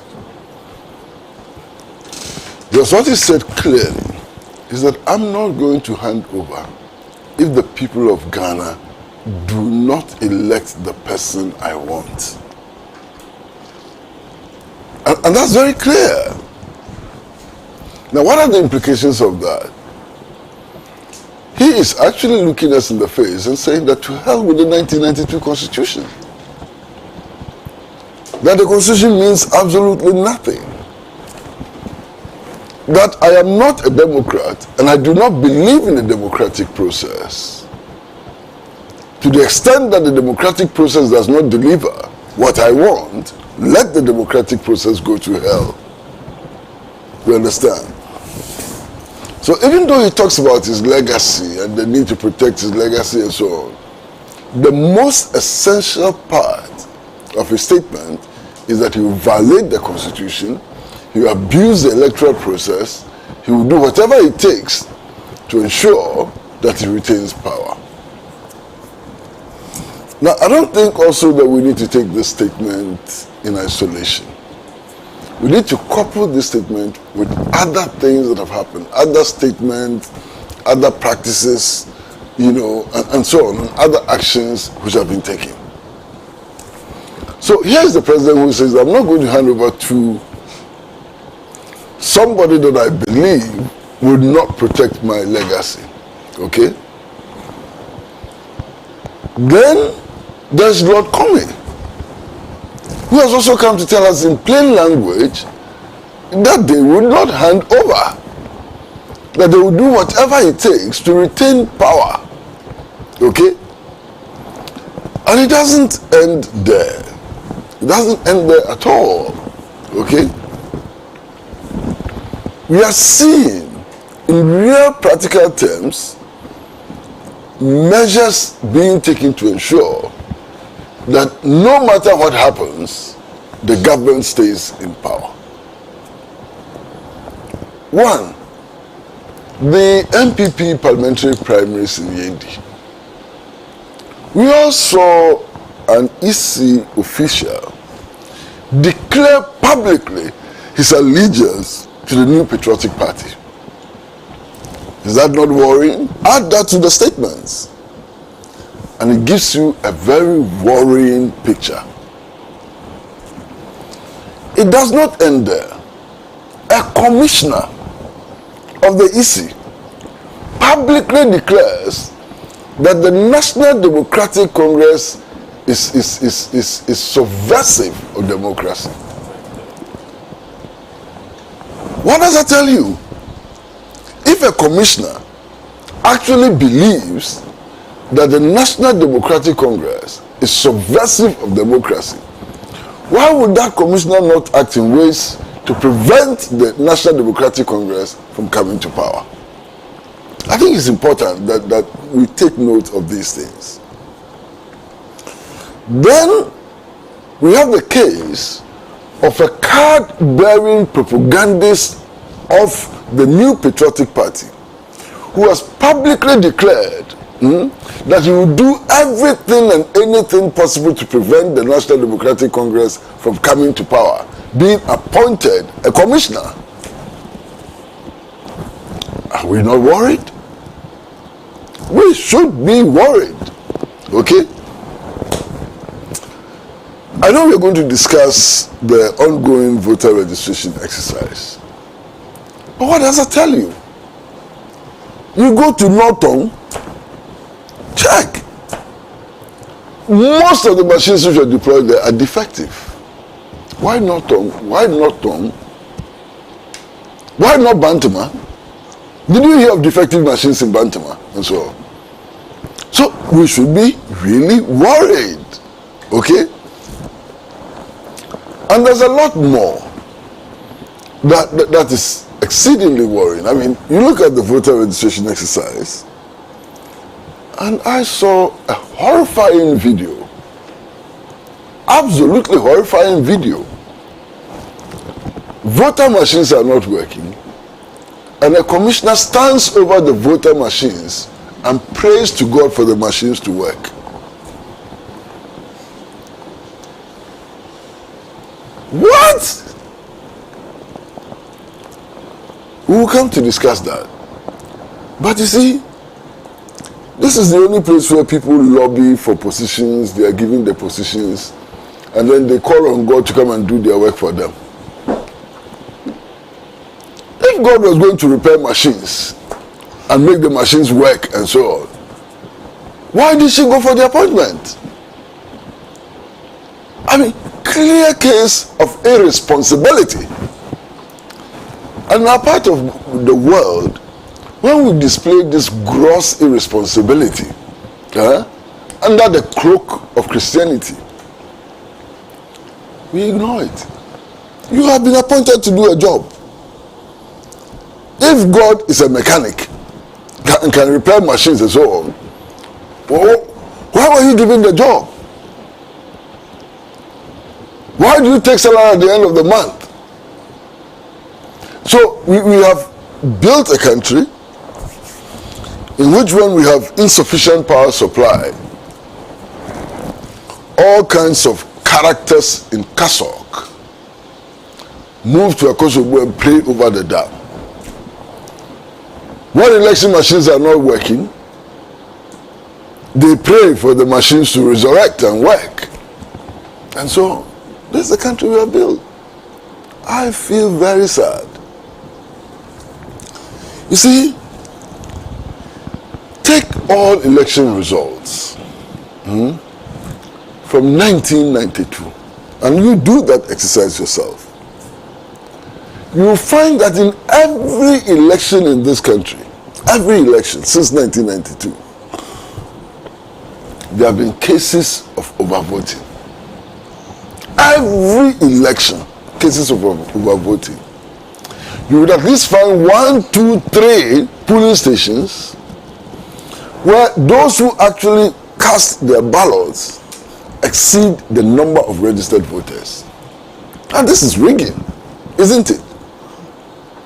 Rigging, that there's no other way of calling it, it's rigging.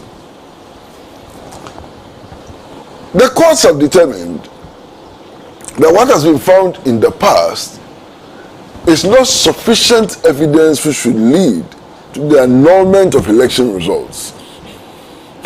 That's what the courts have determined. Maybe they're right, I don't know. But the point is that rigging in any election is a serious matter that we need to look at seriously.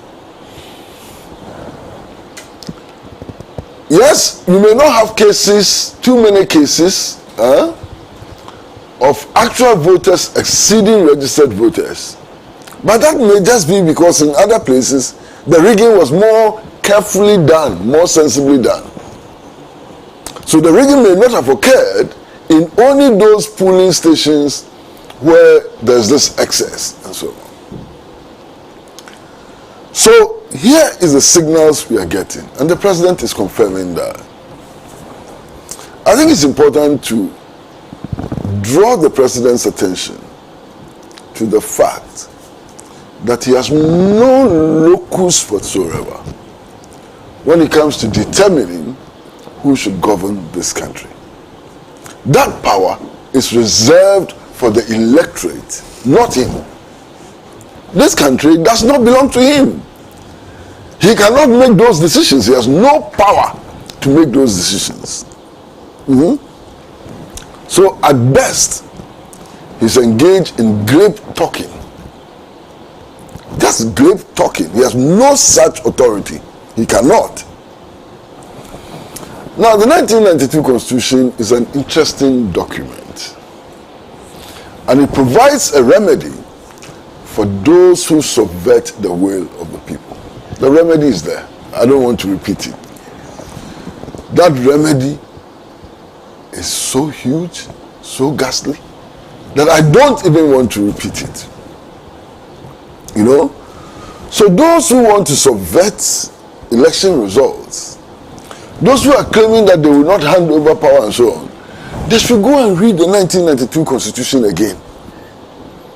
Because it tells us what we should do to them if they subvert the Constitution. The language is clear. If you subvert the Constitution, it becomes lawful to do some things to you. So they should not joke. This is not me talking, it's the Constitution which is talking. The Constitution says clearly that anybody who subverts the will of the people, we have to do the do. You understand what I mean? So they should be extremely careful. In fact, you don't even have to subvert the will of the people before what the Constitution prescribes is done to you. Look, only recently there was the coup d'etat which was described as the Cutlass coup and so on, involving Mark Palm. You remember? And the courts decided what punishment to give to them, even though they did not attempt the coup. They only dreamt and talked about it. It's all what the courts decided should be done to them. Indeed, 3 days ago, Second Lieutenant Osepoku died. I hope you remember Second Lieutenant Osepoku, who together with Lieutenant S.B. Atta and others tried to overthrow a military government. Not a government elected by the people, but a military government. And you know what happened to them? Okay? So, those who pray for long life should do things which allow them to have long life. If you pray for long life, you don't tamper with the Constitution. If you pray for long life, you don't subvert the will of the people, because the consequences are dire. As for the legacy argument, my brother, legacy. I've been listening to Professor White, and he's spoken eloquently about the legacy of the Osajifo Dr. Kwame Nkrumah. I mean, there's nobody who has ever ruled this country before who has left such a legacy. Towering legacy. When I talk to my friends who say they are Nkrumahs and CPPs and so on, they are always mentioning Akosombo Dam, Job 600, factories and so on. The legacy, the true legacy of Nkrumah is not the Akosombo Dam. The true legacy of Nkrumah is not the Accra motorway. It is that vision, that idea and organizational capability which enabled him to do those things. They are enduring. Accra motorway has developed potholes. Very soon it may not exist. Okay? The Central Intelligence Agency of the United States of America, as part of its plans to cause chaos in this country, to create conditions for the overthrow of the Nkrumah government, actually played with the idea of bombing the Akosombo Dam.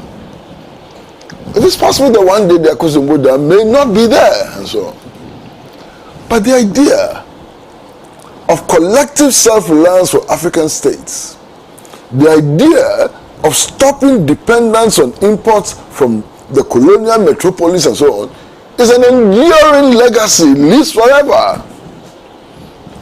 The idea of building boarding schools with bunk beds, the person who slept on top of you had no chance of determining who slept on top of you, so you could be there sleeping on the lower bed, and on the upper bed there could be a dagati.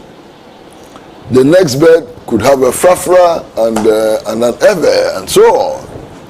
And all of this led to a certain bonding, the building of a spirit of nationhood, which is today being destroyed by foolish politicians. And there are so many of them. And they are everywhere. They are in all the political parties. The NDC primaries. Did you hear the garbage which was spilled? Oh, MPP stronghold is Ashanti region, so you need a candidate from Ashanti, in order to neutralize the MPP. Rubbish. And then they came to the selection of running mates. Same rubbish. Absolute rubbish. Non-entities. People who cannot be elected, assistant school prefects. were vying for the position of running mate to John Mahama with stupid reasons. Sometimes it's reduced to age. Sometimes it's reduced to the region they come from. Sometimes it's reduced to their looks. And some of the people who are making arguments about looks, I look at their faces and look at their body and look at their legs. I said, what is going wrong? That such people have the effrontery to be talking about looks? Look at them. They themselves, look at them. Unbelievable. But then that's the level we have come to. The level we have come to. I was going to say something, but you know, I'm a little careful sometimes, you know. That's why the people who said those things, they are my very, very close friends. Not that I'm afraid to criticize my friends and so on. But sometimes when you're saying things, you don't want fingers to be pointed directly to some people. Some people who are assumed to be gurus in politics and so on, they talk a lot of trash. I mean, to the extent that I heard somebody actually saying that, oh, you see, the National Democratic Congress, if you go to the Ashanti region, its leaders in the Ashanti region, like constituency executives, polling station executives, and so on, most of them are not Ashantis. And that is why it is not winning in Ashanti. So they should be replaced with indigenous Ashantis related to the chiefs. Bah! I want to kill the party in the region. Why? My brother, I've lived a little long. And I saw Lieutenant Colonel Dawuni as the Central Regional Minister. And to this day, the people of the Central Region talk about Lieutenant Colonel Dawuni in glorious terms because of what he did in the region. Today, you go to the Eastern Region. The name of Colonel Menyila would ever remain in the annals of the Eastern Region because of the work he did. It doesn't come from there. Akwe Norte, you remember Akwe Norte? Was it Northern Region, commissioner and so on? And there are many others. In fact, during the so-called First Republic, and I don't accept that there's a First Republic and a Second Republic and a Third Republic, Ghana gained its Republican status only once, on 1st July 1960. It is the same Republican status that we maintain after today. So there's nothing like Fourth Republic and there's nothing like Second Republic. It's all just foolish imaginations of politicians who are engaged in a foolish act of arbitrating the legacy of Nkrumah. That's only one republic. There's always been one republic. Okay? But for the purposes of this discussion and so that people will understand, I like to refer to the First Republic. That condition, that you must hail from a place to be able to contest elections there, didn't exist. That is why Nkrumah could move from Nkrofu, small village in the Western region, come to Odododio and beat Obechebilamte to Ras. You understand? And I think that condition should be removed as quickly as possible if you are to build a united Ghana where nobody is a stranger anywhere. You know, there's this practice again. Hey, Asamoah. Senna, you've heard once in a while some chiefs, they meet. So we have banned this person from coming to our region. Who the hell are you to ban any Ghanaian from coming to your region? No chief has that authority. No chief has that authority. No chief to ban anybody from going anywhere in Ghana. It's an aberration. It's an affront to the 1992 Constitution. And we should be telling those chiefs who have all of a sudden started calling themselves kings and so on. There's no king in Ghana. My friend, take it from me, there's no king in Ghana. Ghana is a unitary democratic republic. You cannot have a king in a unitary democratic republic. There's no king in Ghana. Stop that nonsense. Put it aside. Okay? So I'm saying that if you're talking about legacies, this is the legacy we must uphold. Okay? Now, if you're talking about legacy and you want to reduce it to the level that Akufo-Addo and his friends have reduced it to, free SHS, is it a new thing? Master, free SHS, is it a new thing? 1D, 1F, what is it? Yeah? Is that the first time in our history that we are beginning to talk about factories? Yeah? And in fact, under 1D, 1F, you will be surprised. Again, I saw a video of a vulcanizing shop being labeled as part of the 1D, 1F achievement. Vulcanizing shop. Those who are listening to us in Tamale know that Moto King had been in Tamale for many years. Many years. Yet today is part of the 1D, 1F and so on. These jokes. Jokes. What under 1D, 1F comes anywhere near the jute factory which was built under Nkrumah? So if you're talking about legacies, if you want to reduce legacies to that level of counting houses, counting streets and so on, and counting gutters, let's do it properly. You understand? Legacy.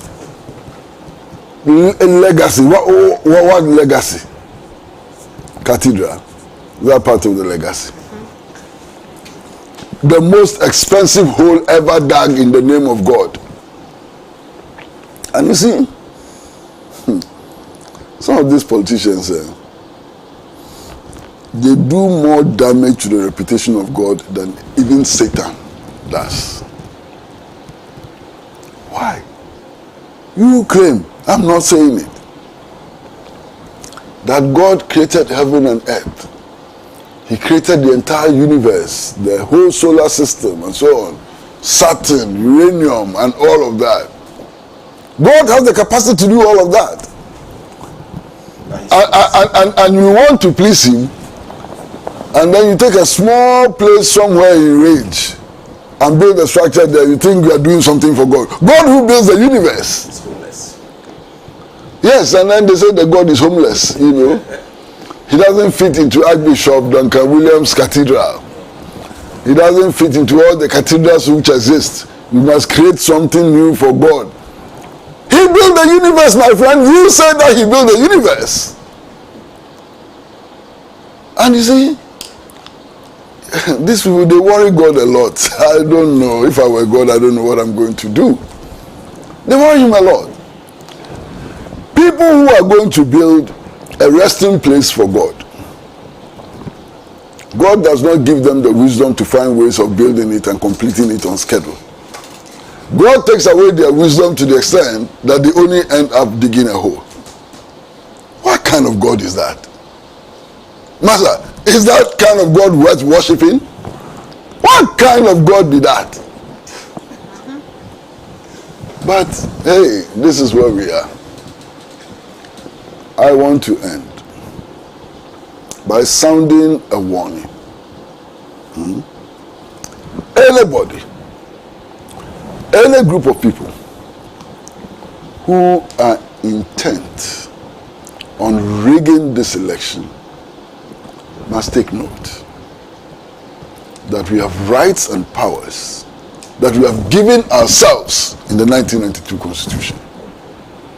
And those rights and powers include the right to resist them even at the peril of our lives. And they must not begin to think that they are the only Jack Torontos in Ghana. They are not the only Jack Torontos in Ghana. There are so many Jack Torontos. You understand? They must be careful. I think that every Ghanaian who loves his country would not want to add mayhem to the terrible economic conditions that people are facing and so on. But if we are left with no choice, we will rise up to the occasion and face all those who think that they have a divine right to rule over us, even as they mess our lives. Something small, and if I just relax.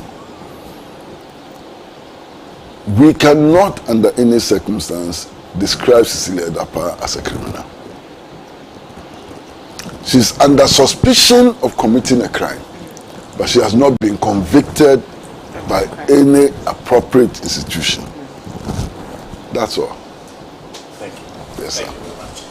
We have to take a break. When we come back, we'll discuss the limited voter registration exercise. So we'll be right back.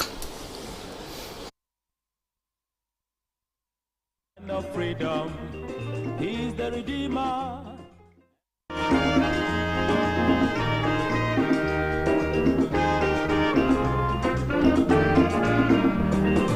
He has labored, he has suffered to lead his people into the land of freedom. He's the Redeemer.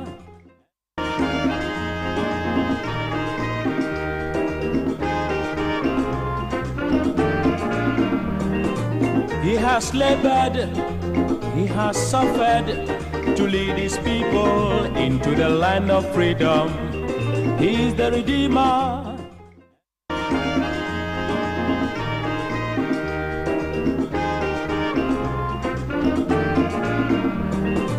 He has labored, he has suffered to lead his people into the land of freedom. He's the Redeemer.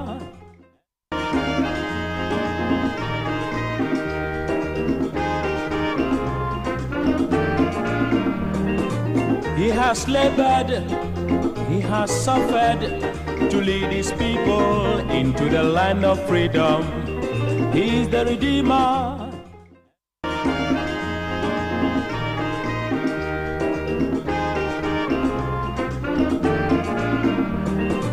He has labored, he has suffered to lead his people into the land of freedom.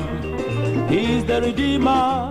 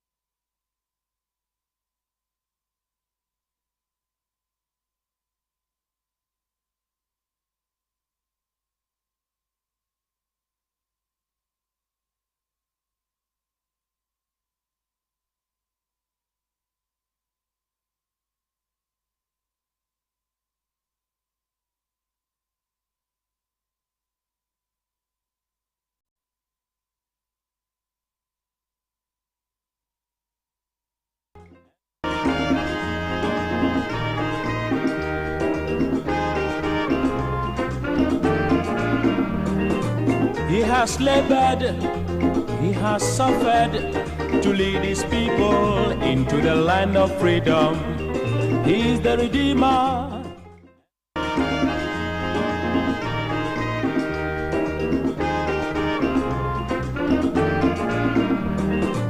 He has labored, he has suffered to lead his people into the land of freedom. He's the Redeemer.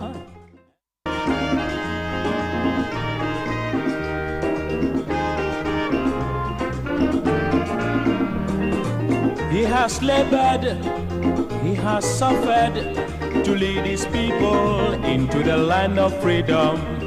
He is the Redeemer.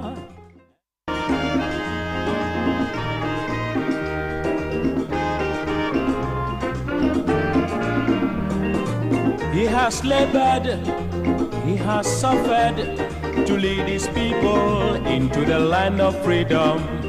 He is the Redeemer. Well, thank you very much for staying tuned to the mother of all talk shows, Alhaji and Alhaji. We are live on Pan-African Television, we are live on radio and Radio Gold, and don't forget we are live on the social media platforms of Pan-African Television. On Facebook, look for Pan-African Television. On YouTube, look for Pan-African Television. I realize that a lot of you are gravitating more towards the YouTube broadcast than the Facebook broadcast nowadays. Fantastic. And you're watching us live. I am Sana Nombo in the studio this morning. In case you're just joining us, Comrade Kwesi Pratt Jr. is General Secretary of the Socialist Movement of Ghana. Jifa Tegan is Deputy National Women Organizer of the National Democratic Congress, and of course lawyer Andrew Apia Dankwa is a member of the Alliance for Revolutionary Change and also Movement for Change. Any which way, yes, he is cool. And then Professor Michael Kpaza-White is Senior Research Fellow, University of Ghana, and a former presidential staffer. And that's our panel today to discuss the issues we've tabled so far. We're just discussing the president's comment about his legacy and how he wants his legacy protected and how he's insisting on Dr. Bawumia to be the one to do that. We're moving on to something connected to that, because we're getting closer to the elections. Is a limited voter registration exercise which started, and I think today will be the 4th day of that exercise. So far, not so good. There are many people who turn up at the registration centers and still complain about not being registered and not having the opportunity to be registered. The political party are saying we are having to encourage a lot more people to go to those centers after they've gone there and are refusing to go back. This time around, I will start the discussion with Jifa Tegan on this one. But before I do that, let me acknowledge Shine FM in Akachi on 96.9, Hills FM Adakulu on 91.7, Newasi Radio Katakrachi on 89.7, Sela Radio Dabala 97.1, Diamond FM in Tamale on 93.7, Bawa Radio in Yendi on 106.5, Radio Kitao in Saboba 95.7, Benya FM Elmina 105.7, Global FM 105.1 in Ho, Zebs FM 95.9 in Zebila, True FM 92.5 in Adeso, Lamaya FM 89.1 in Tripoli. We are also live on Lukusi 96.1 in Vaigolokwati. We are live on Tyne FM 90.9, Sekpele FM on 104.3 in Likbeto Dome, Akpini Radio in Pandu. We are live on all those radio stations. And thank you very much for providing us your platform every Saturday morning. Jifa, on the matter of limited voter registration exercise. Okay, so Senna, thank you once again. And my uncle Kwesi gave a proverb today that I've not heard before, and it's something I'll adopt. That if you intend to live long, do things that will make you live long. And I think it's relatable to everybody in life, not just the people in power today. That you have to be careful and protect your life if you intend to live long, or else if you behave haphazardly, you may end your life easily. So, Senna, going into the voters registration exercise that is going on, and there has been many challenges. I must say that whenever we are having national activities or exercises like this, challenges are to be expected. It's normal. However, there are some challenges that will throw you off and make you realize that we are either ill-prepared or there is some ill intention somewhere. That is it. So, if I am having a wedding ceremony and there isn't any food, something somewhere has gone wrong as to someone's actions, or we are ill prepared, because out of the many issues that are supposed to occur on your wedding day, like unavailability of food is not supposed to be part of them. You understand? That is why I'm saying that, somebody could be late, somebody could be delayed. Those are the normal mishaps that could happen during events. So this particular exercise is one that I really want all Ghanaians to look closely at. They should study it very closely and see and understand the things that I'm going to say. The very, very major concerns that we have is that innocently. Because we are so bent on going through these elections right, coming out victorious and preparing, way ahead of time. We have decided that we have agents on the field who would, manage and coordinate everything that is being done, observe and track everything to ensure that on our side there is nothing that is going wayward. And so we want to note down and register all the BVR serial numbers. Every BVR machine has a serial number. And we haven't decided to do this out of the blue. Very recently, we held a press conference about a few weeks ago. And we had mentioned that it has come to our notice that some BVR machines that are under surveillance at the EC office, head office, are missing. Just missing. Let me emphasize the fact that they are under CCTV surveillance, not human being surveillance where somebody will go and pee or leave the room and then it's missing. CCTV, electronic surveillance, they are missing. The EC tried on several occasions to deny it until they couldn't deny it anymore and they admitted to it. We asked 35 questions. How? Why? When? What have you done about it? How are we solving? What is the reason behind it? Where were they? What happened to the surveillance? Can we get footage? So many questions amounting to 35. None of them have been answered by the EC. Obviously, it is something that they can confront because if they boldly had answers and solutions, they would have squashed this issue within a matter of minutes, but they cannot. Many things, including this, has led the NDC as a party to understand that no, unlike the idea that the EC is an independent, institution and is supposed to be fair and does not have any affiliation to any political party, and so every political party is supposed to trust it. We do not trust it. Lots of Ghanaians who don't even know who to vote for yet know that they can't trust the EC. And so because of that, it's simple. Our agents on the ground will record the serial numbers of all these BVR machines, so that when we record it, we know that this one was here at this time, registered this person, this number of people, and we can track it. And it really takes nothing. It is just availability of the serial numbers. Nobody is going to print it out from somewhere. Every BVR machine has serial numbers. So just show it. Let them write it. Few serial numbers, that's it. Your people are not the ones going to write it all. Our people will document it. It takes a matter of seconds. Our people will document it. Nothing will be used. No resources by the government. It's not as if you are going to purchase sheets of papers or inks or pens. Nothing. Just show. Allow us to see it and record it all around the country. The EC is resisting this move. The EC is like boldly insistent on resisting this move. We won't show it to you. We won't allow you to record it. Why?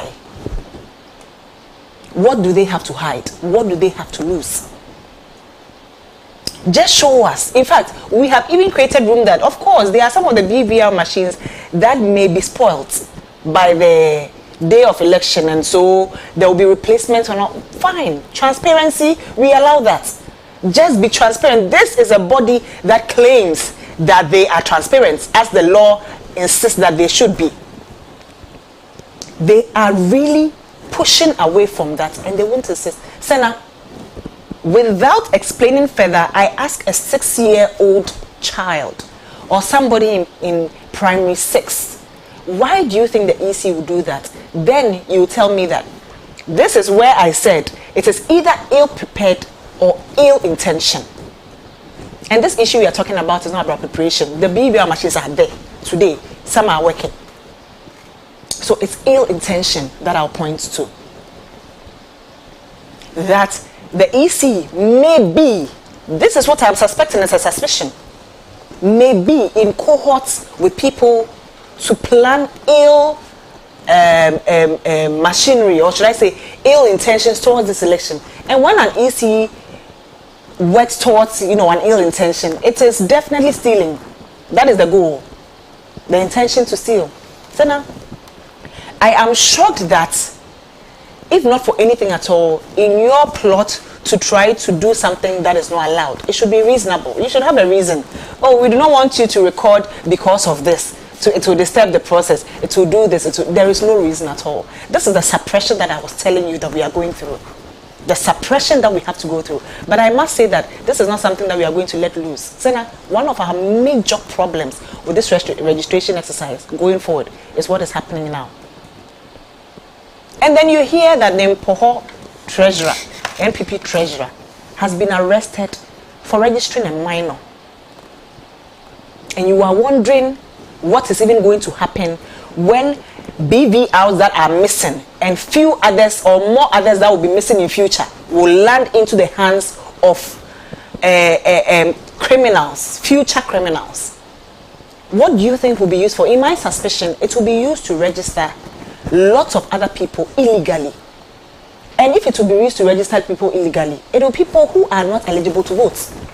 Because if you are eligible to vote and you have your people, let them come and vote over 18 years. Even if you do not have a Ghana card, the guarantor system still works. You can have any other card apart from your passport, like the Ghana card. If you do not have it, the guarantor system still works. So it tells me that if these have been hidden, it is to register people who are not legal voters, who cannot and who are not eligible to vote. Because if you cannot account for BVR machines and tell us how they were missing, and they are missing and no one has answered questions about them, and more will be missing, and you are refusing for us to register the serial numbers so as to track in December or any upcoming voting exercise what is going on or which machine is being used, to know that this is the machine that was used here, these are the number of voters that this machine registered, and these are the number of voters for this particular constituency or district. If you are preventing us from doing that, that means you have ill intention. So now I am seated here saying that today, I, together with my party, NDC, is suspecting the EC of ill intention. And I will say, as I have adopted this proverb or adage, that if you intend to live long, do things that will make you live long. Because there is not going to be, Ghanaians will be ashamed and disappointed in the NDC if we sit down for the EC to push us around. I was telling my brother that everybody, all other political parties apart from MPP, including the mere Ghanaian, is looking up to NDC to stand boot for boot against the MPP. I meet people who tell me that, Charlie, one facing Kofuya will be very disappointed in you. People are really leaning on on NDC to be that force that fights for the country, because we are the only party that reasonably and clearly can really put these people to their place.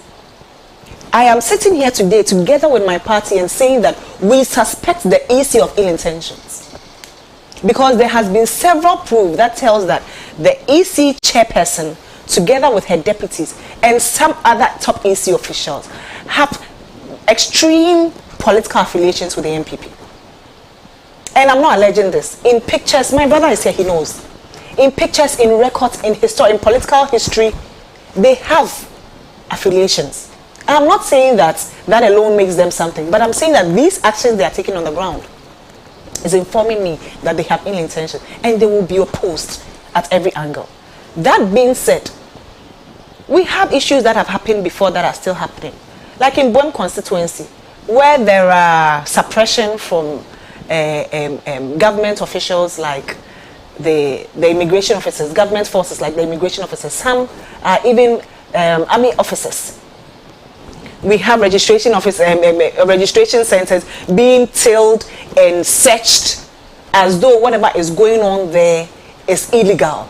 When such is not happening in Kumasi and Eastern region, why is it only Volta region and Oti region that is the center of all this immigration suppression or voter suppression?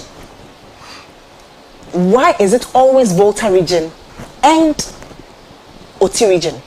You ask them and they'll tell you they don't want people to come from Togo to vote. This issue of immigration, if a real immigration expert was here and was describing why even Ghanaians have access, or should I say have US passports, for a country like US to accept that we have Ghanaians who are citizens of our country, you'll be alarmed. Why is it not happening in the Axim border?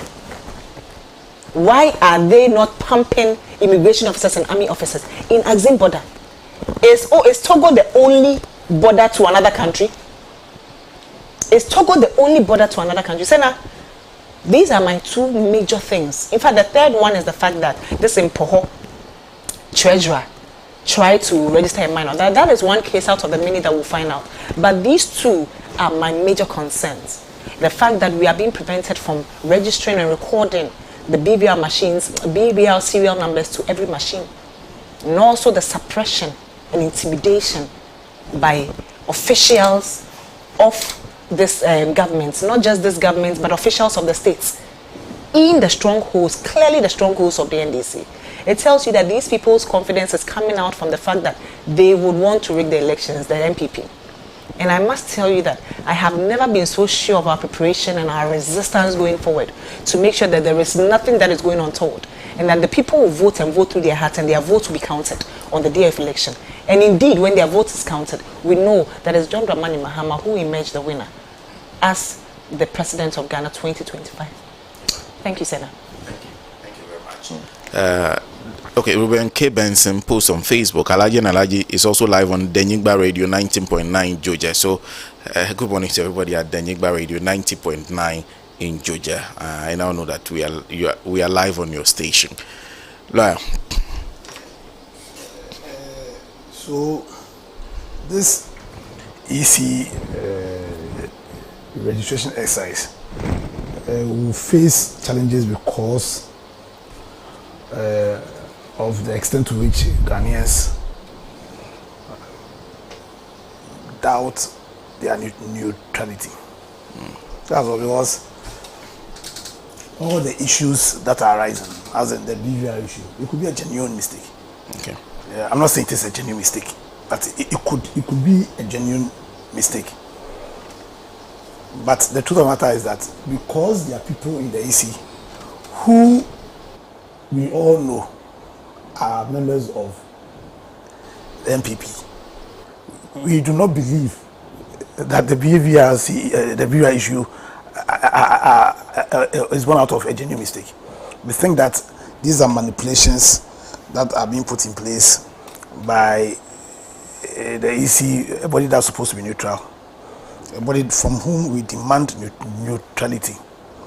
Unfortunately, has been stained by the legacy of Nana Akufo-Addo. It's been stained seriously. You understand? Indeed, happenings in Edreso also cast doubt in the minds of the people of Ghana about the integrity of the electoral commission. Unfortunately, you understand? You know my position about speaking about these bodies, the EC, the judges, because I think that it is all of us our collective interest to try and maintain some sort of integrity for them, at least because of the role they play or they ought to play in the smooth running of this system of governance that we have chosen for themselves. Unfortunately, right now they are plagued by a serious integrity issue, like I said, because after Edreso, there were serious allegations made that some of the people at the lower level, the people who manage the elections at the polling station levels, were actually MPP polling station executives. I don't know if the EC has come out to refute those allegations. No, I recall Hobson making those allegations that the people who actually were running were polling station executives of the New Patriotic Party. Yeah. So the problems they are facing, like I'm saying, it could be what's it called, genuine technical mistakes, but nobody believes them. Nobody believes them, and that's why some time ago when Nanado attempted or appointed the MPP people into the EC. At that time, I was in the MPP. When he did that, I was in the MPP. And I recall I came here and I castigated him for doing that. You understand? My view is that, you see, and when I was having a discussion with my sister here, I said that, maybe that some people may think that it's the duty of the NDC to oppose the ills that are being meted out to the people of Ghana. My view is it is the collective responsibility of all Ghanaians, because you see, Uncle Kwesi Pratt spoke eloquently about the subversion of the will of the people. I stand on all fours with his views on that. It is because we want to have a country that is stable, but because it is in our duty, it is in our interest to have a country that is stable. Now it is our collective responsibility to ensure that our votes count. You understand? And you see, it's shocking. It's shocking the lack of principle within our political space. It's not a long time, a while ago, when the MPP organized let my vote count. So when they organized that, what was their interest? Was their interest Ghana, or their interest was organize some demonstration, creating some meeting system so that they could win the election? See, if you love this country, then we must make sure that we do everything in our power to ensure that the EC maintains a modicum of integrity. And there again, I'll refer to what happened in the Edreso election, because the EC manages elections. Not so, the EC manages elections, so that is their duty also to ensure that people do not go and share weed. So as much as they are doing this registration exercise, that's why you mentioned about the Mpoho, about some NPP guy going to, but clearly you can see that evil men have decided that, listen, they are going to subvert the will of the people, because he said that is rigging. When you go into any elections and your view is to rig, overvoting is rigging, sharing of weed is rigging, sharing money is rigging, ensuring that people who are not supposed to vote is rigging, and they all constitute a massive subversion of the will of the people of this country. You understand? Now, because of what our interest, our collective interest is, that is to have a country that's stable, where all of our interest will have the best chance of being fulfilled. Then it is in our interest that the EC succeeds. So yes, first day wahala, second day wahala, third day wahala, fourth day wahala.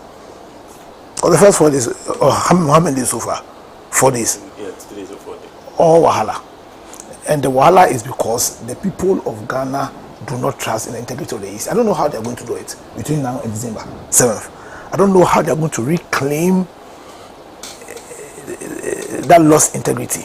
Maybe that integrity will be reclaimed when the people of Ghana themselves decide that they are going to monitor everything that concerns this election with the eye of the eagle, so that whatever results come in December 7th, in fact, let me rephrase that, so that in December 7th, when Alan John Kojo Chamati is declared as the president of this country, nobody would doubt the integrity of that declaration. Correct yourself.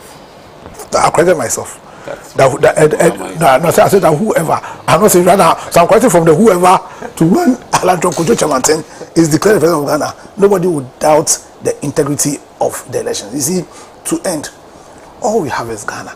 Now, you see, there are some things that I don't understand. All we have is Ghana. You see, you can go and sojourn in some other place, but they say, there's a reason why they say that there's no place like home, no matter how humble the place is. Let us, under no circumstance, undermine what we have, the stability we have here, the peace we have here, the togetherness we have in this country, just because of somebody's mad ambition. It is not worth it. And it is, and because of that, it is all of us are in our responsibility to guard the processes. Because, like I'm saying, myself, I don't trust the AC now. But we can ensure that we have an election that we all accept when we guard the process. We guide the process in our own small way. Some people have proposed drones, but we will be there. You vote, you vote, and we'll be there to make sure that when people are counting, they don't jump from 70 to 83. Now, when people are counting, they don't apply what's it called, the ink. Yeah, you understand. So that at the end of the day, we have a leader who represents the will of the people of Ghana, and that is the collective responsibility of everybody who calls himself a Ghanaian. Thank you. Thank you. Thank you very much. There's a comment from Kojo Chumbuafo. I don't know why it has nothing to do with what we are discussing. But first he says, Jifa, that I should tell you, Jifa, that I am still standing by the roadside where she dropped me. Nice to see her. Where she dropped him. So I don't know where it is. It's nice to see you. And says, my heartfelt felicitation to all of you. Basana, why have you come back so soon? Beauty replaced you last week. Please go on an extended honeymoon. Come back after December 7th. Good morning to you. A very good morning. This is Musa Abatwa, who says, Senna, we shouldn't blame Akufo-Addo for saying don't vote for Mahama because stolen valuable things. Okay, anyone who steals valuable things do not wish to be caught.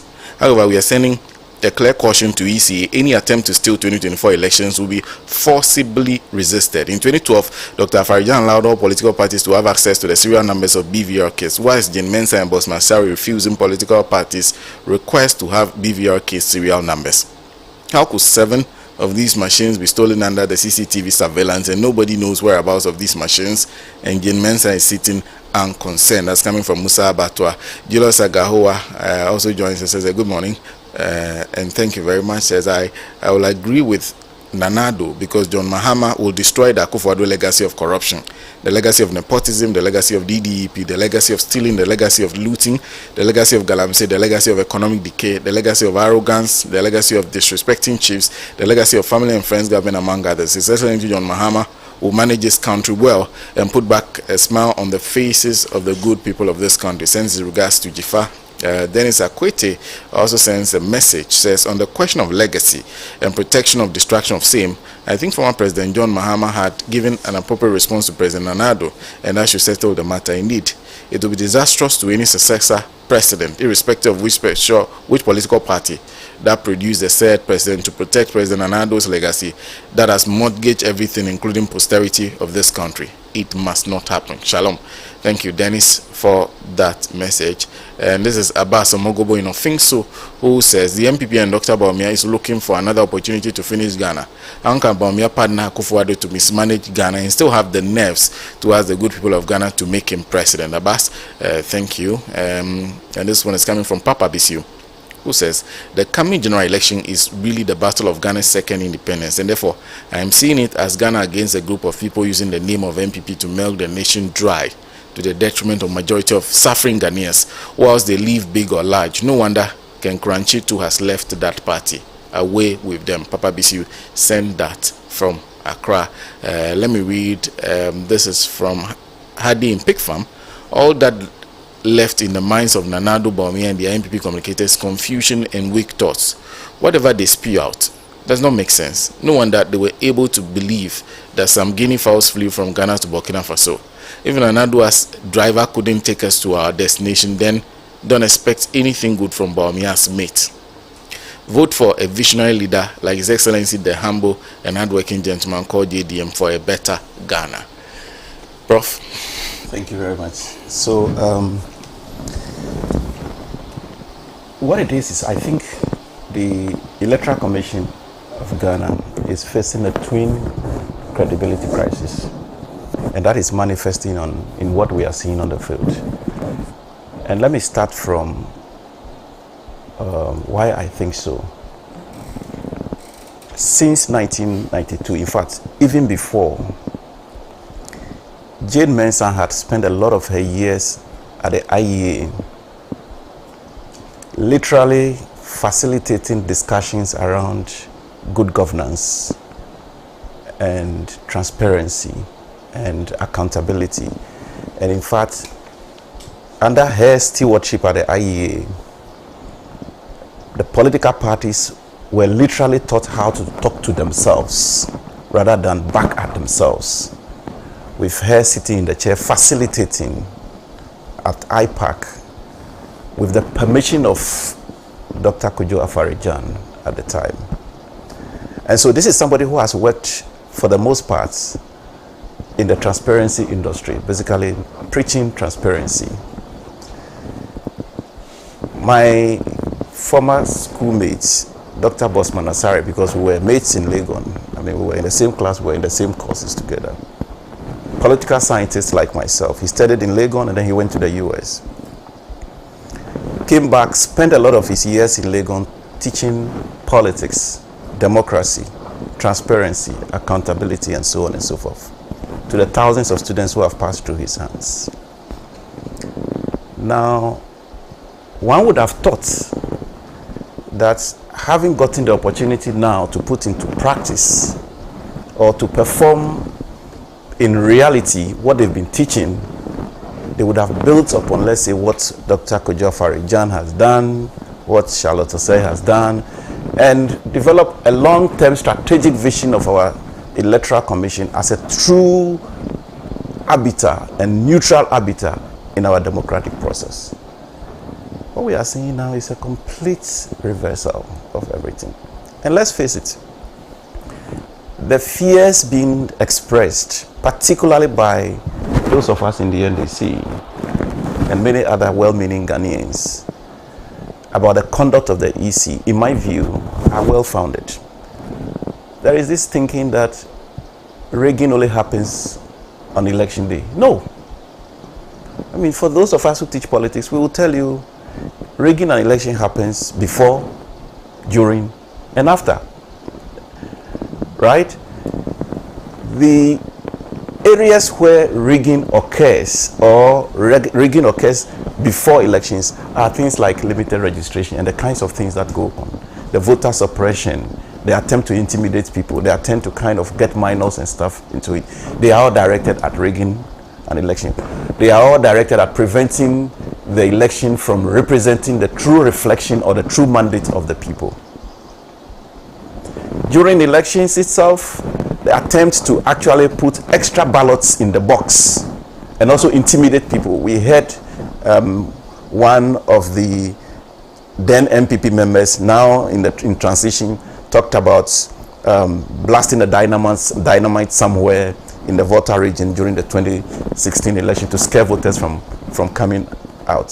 So during the election too, rigging can happen, either by way of preventing people from coming out to exercise their civic responsibility, or getting people who do not qualify to do so to come in and do it, or get people to vote multiple times by way of making sure that they have access to extra ballots. And talking about extra ballots, under this Electoral Commission, in the last election,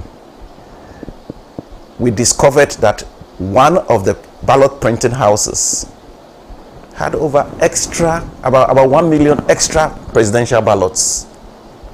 That issue, of course, the NDC raised that issue, but some way, somehow, in the heat of several issues at the time, it did not capture the imagination of the country the way it should have been.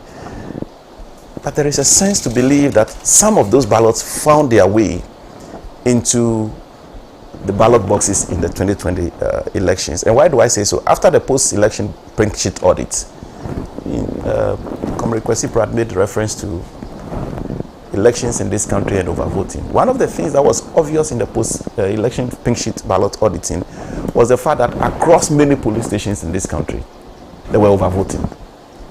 Do you wonder why, for instance, in Central Region,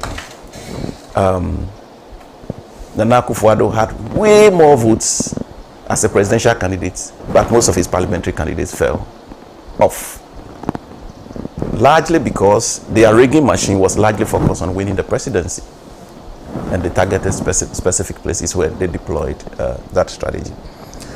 So the conversation around limited registration is important, and I think Bosman, Jane Mensah, and Mr. Tete need to understand that the EC is a democratic institution and that their personal idiosyncrasies do not matter.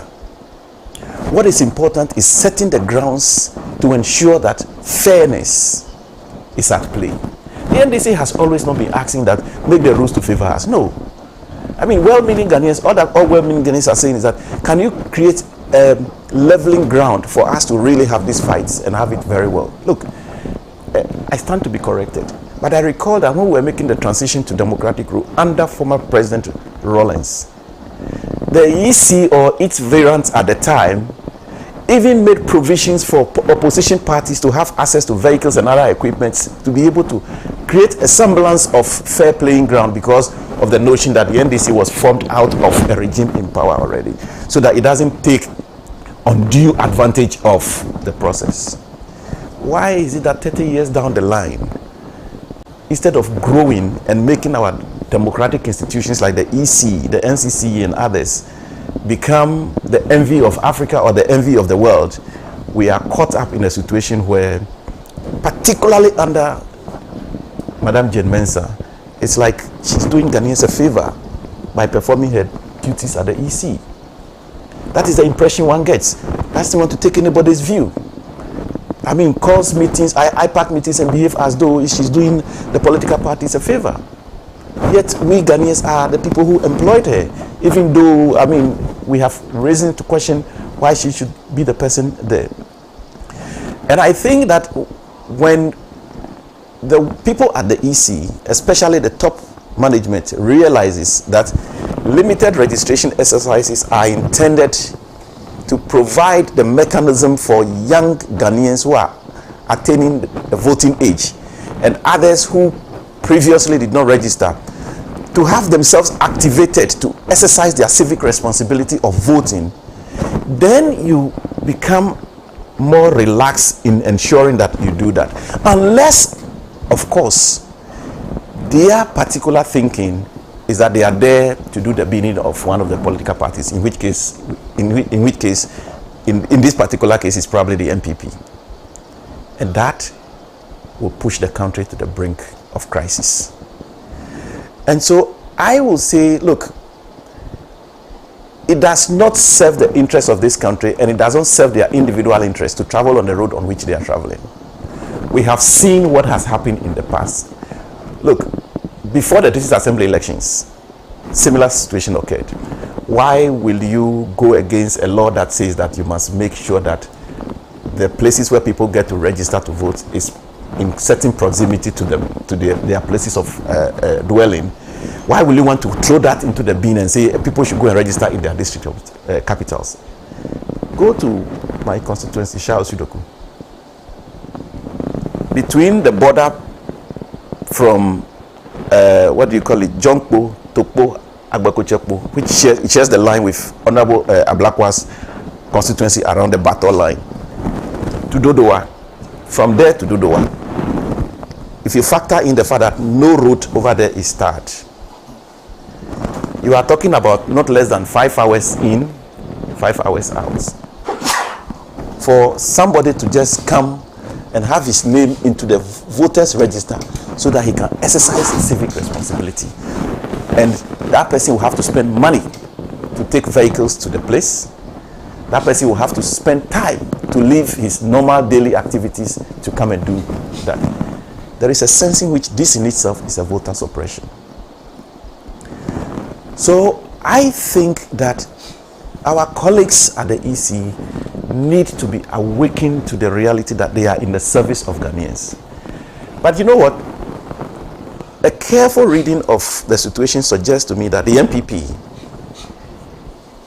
is relying not on votes for the determination of the outcome of the 2024 election, but it's relying on the elections for the determination of the outcome. There is a difference in this.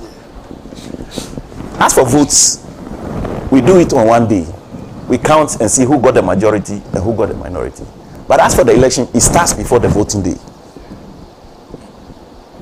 Right? And so whilst we are, when I say we, NDC, we are actively working towards getting majority of the votes, the MPP appears to be working actively within the election value chain in cahoot with the Electoral Commission to ensure that it doesn't matter, the majority turns out to vote or whatever, we know what we will do and we will fetch the results and throw it at Ghanaians. And I think they are taking a clue from Nigeria, where, after the elections, there was, all kinds of complaint, violence and whatever, and then they beat the people up and then they went to sleep and then they swear president in.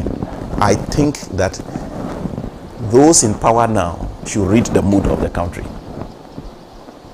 They should read the mood of the country. Even former President Rawlings, who people thought would never handed over power. And I think one of the things that Nanado needs to keep in mind is that he's a lawyer, or so they say. There is nothing like handover in the Constitution. There is nothing in the Constitution that the outgoing president should hand over. Your term of office ends. That is what it is. Your term of office ends on the midnight of 6th January, before we move into the 7th. Your term of office ends. So this thing that I will not hand over, I will not hand over. You don't have that. I mean, right? It is not even granted you. When that day comes, your term of office has automatically expired, and the new person automatically gets sworn in, and you'll be surprised. At that moment, all state institutions, all chief of commanders of chief of the various institutions, and will move because allegiance has moved. So, if those at the EC are thinking that they are in this process helping to perpetuate Nanado's vision of handing over to himself, and so by so doing they are frustrating people in the registration process, they should be careful, because sooner than later the table will turn, allegiance will move, power will shift, there will be new king on the block. What becomes of you who do everything in your power to prevent that from happening? And you'll be put before the law courts. Today you may see that some of the courts are probably taking decisions that are in your favor, but they also read the national mood. When the tables turn, I believe that those judges are smart and wise enough to do the right thing. So I will suggest to the EC that it pays to be transparent, and it pays to also listen to stakeholders. And more importantly, they should see themselves as just, they should see their role in the registration process as just a mechanism to activate citizens who have attained the eligibility criteria or age to vote. Let me end on the issue of the BVRs and the serial numbers. Senator, what in God's name will prevent anybody from saying, I will not allow parties to have the serial numbers of the BVDs that are doing registration? If you have nothing to hide, if Jane Mensah, Boss Manasari, and Mr. Tete and others at the Electoral Commission have nothing to hide, or they are not being remote controlled by any other individual, why would they refuse the political parties, particularly based on the demand of the NDC, from having the serial numbers of the BVRs so that they can use that to do the cross-checking to ensure that whatever is presented as the list that emanates from the registration process is validated? I think that the image and the credibility of the EC will be better enhanced if they actually allow the BVRs to be, the serial numbers of the BVRs to be taken, and then the NDC uses them to cross-check and be sure that what the outcome of the limited registration process is a reflection of what is in the database. Then of course, nobody has anything to complain. But when you start this way, you are poisoning the environment towards December itself. And this, what EC is doing, is a danger to they themselves. It's a danger to the institution, and it's a danger to the individuals. You know, you can test people's patience for only to a certain limit. Abraham Lincoln once says that you can fool some of the people some of the time, but you cannot fool the people all the time. We have gotten there. You look, and I am sure, you see, sometimes I think that there is something about power that we political scientists have failed to be able to understand. When people are in power, it appears that I don't even find the English word to actually explain what exactly it is. It makes you feel that, I mean, there is nothing. I mean, go into town and feel the heat. Go into town. You see videos on social media. Ordinary people video themselves boldly now saying things that could happen if anybody tried to tamper with the will of the people. And if you were Boss Manasari or Jane Mensah or Mr. Tete, the three leading members of the EC, and you can hear this public anger directed at the way you are conducting yourselves and what could potentially happen when things go wrong, and you do not reflect on yourself, your family, your life, and you think that you can blindly walk in the dark alleys of deception to bring somebody else to power against the will of the people, you have yourself to be blamed. We live in Ghana together with you. You have yourself to be blamed. So I will suggest that, look, Ghanaians should be wide awake. I mean, nobody is doing you a favor. Of course, by all means, go and register. But don't let anybody prevent you from exercising that which is your constitutional right. And finally, this idea of broken down systems, network failure and things. Why are we not saying that the AC is incompetent? It is gross incompetence right in there. You know you are going into a limited registration exercise, right? What simulations have you done to test your systems? And then you deploy them to the field. Exercise that was supposed to start at 6 o'clock. By 12 o'clock, some places have not been activated. Nothing could be. Now they said they have authorized their officials to shift to, offline, from online to offline. Are these things being done deliberately to create a certain, crisis that allows them to be able to, manipulate the voting numbers that the registrants that are entering the register? We live to see. The good thing is that political parties and the stakeholders are wide awake. And I will crave the indulgence of Codeo and other stakeholders, in fact, including all the so-called observers, that they shouldn't wait and only come and be talking on election day. We appreciate them on election day as well.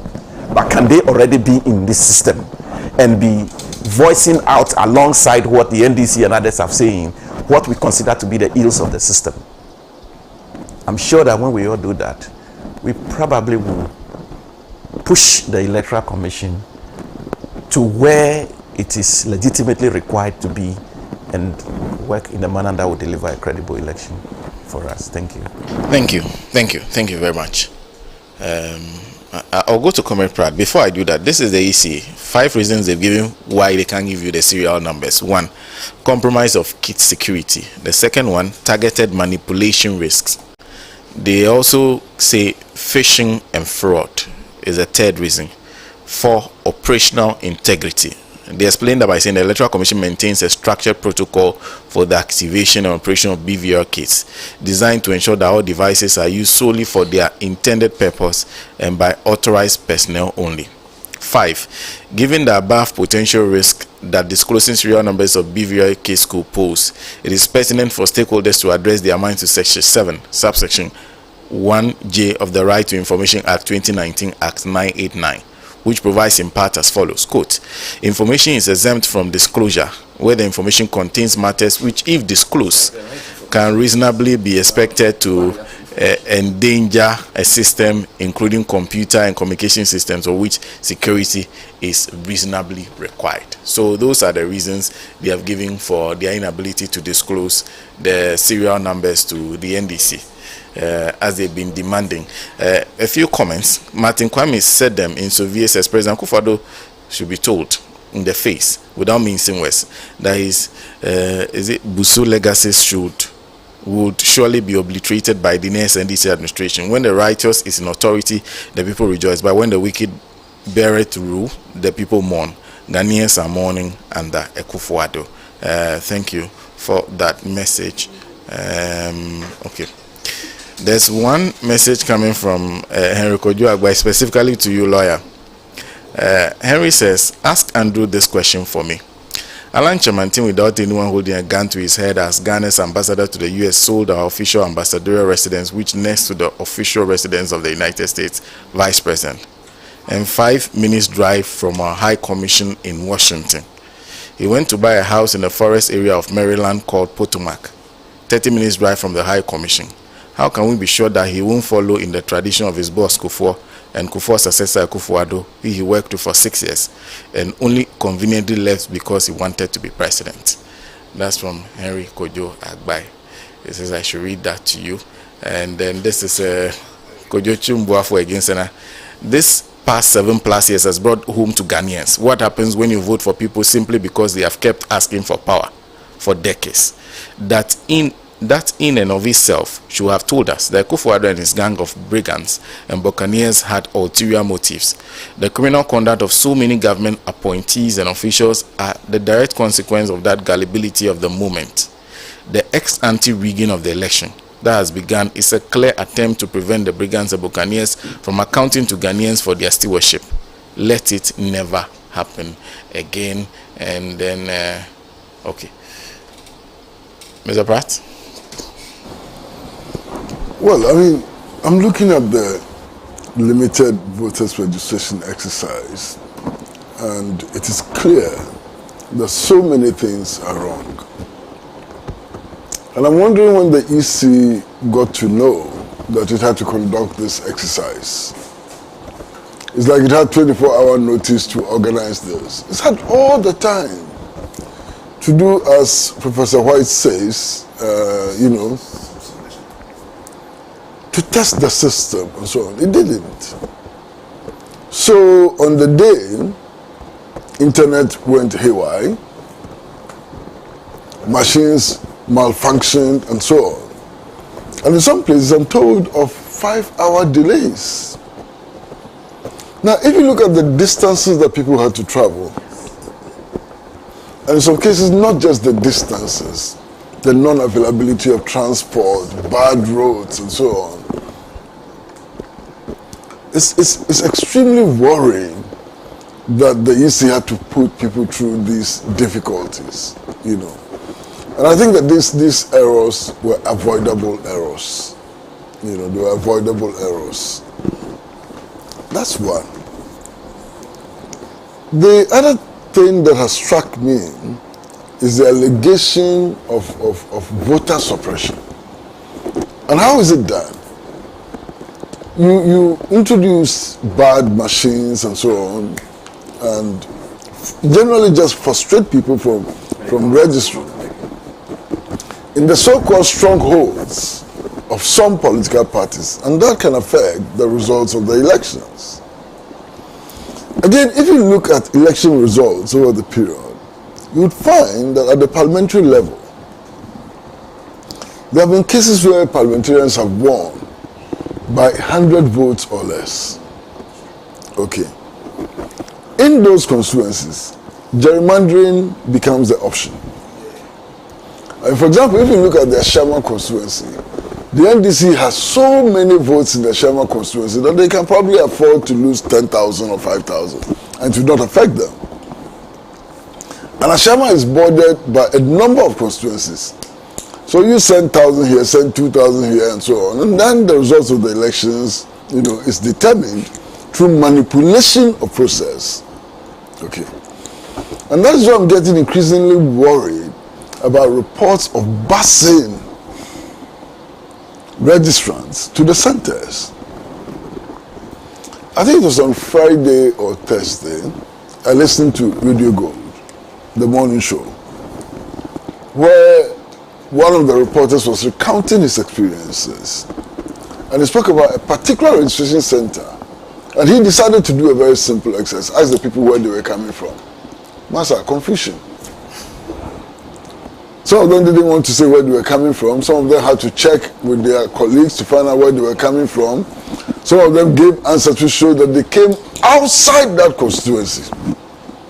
So this busing of registrants, or potential registrants, should be stopped immediately. It's not in the interest of anybody. It can lead to gerrymandering, and I think that is one of the major problems that confront, this exercise. Then the decision of the EC to do what they call offline registration is problematic. Problematic because it does not enable us to determine on the spot whether or not those who are registering are qualified or not. Okay, that may be determined later. How later? 6 months later, 3 months later, 4 days later, and so on. And who is going to do that verification? Will that verification be done under the scrutiny of party agents or not? In any case, is there not a possibility that some cleaning up exercise could be done before people are invited, to participate in the process of verification and all? You see, when you have an electoral commission whose credibility is in tatters, things must be done well. If it was a credible electoral commission, perhaps we would not worry so much. But given all the problems that the electoral commission has with its credibility, we ought to do things properly. And I'm not convinced that we are doing things properly. I'm not convinced at all that we are doing things properly. Again, caution. Yes, caution. All of these things are adding up. Okay?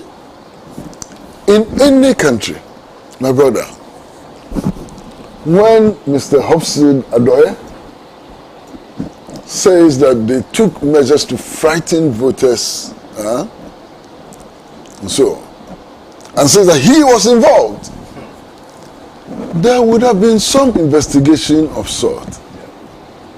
In Ghana, it's as if nothing has been said.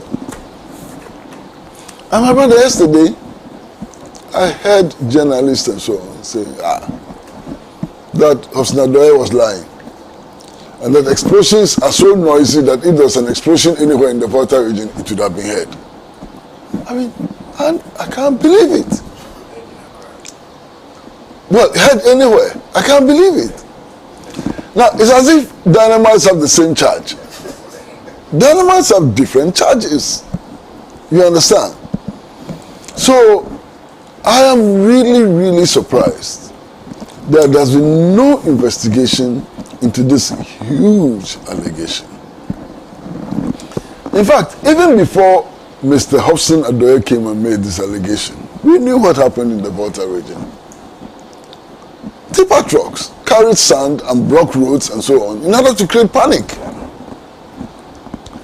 All kinds of people were discovered in the bushes with toy guns. You know, all of that created a certain panic situation in the Volta region. Now, there's something that I have noticed and is most troubling. The secessionist movement in the Volta region acts only when it's a few months to election. Something must explain that. While the secessionist movement in the Volta region goes to sleep, it will sleep and snore.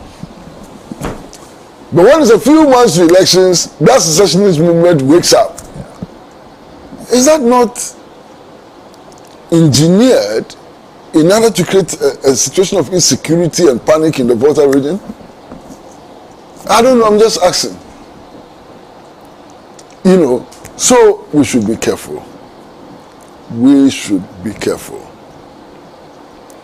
2 nights ago, I spent a considerable part of the night watching Al Jazeera and other things about election results in Chad. And I heard the gunfire and I saw the scatter in N'Djamena. No, not in N'Djamena, in Chad. You know. And I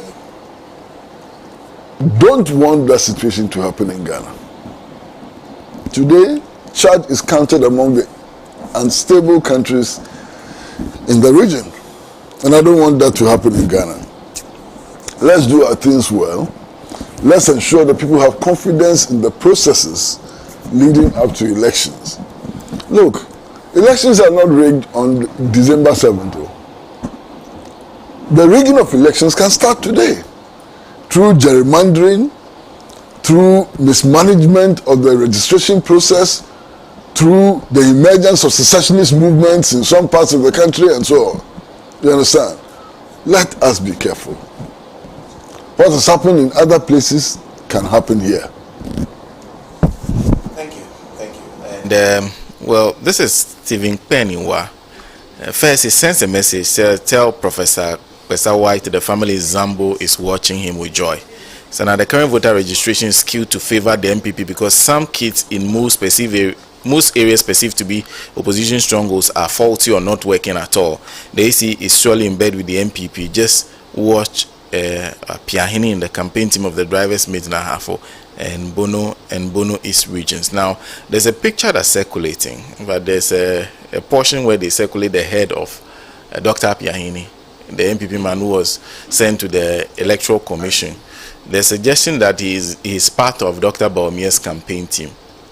They are sought to explain that by saying that Dr. Bawumia went on the campus of the university where he lectured. And they were holding an event, and he was part of those who were invited guests at the event. He's still lecturing? Yes, he's still lecturing. They say he's still lecturing. That's the explanation. And attending events by Bawumia? Yes.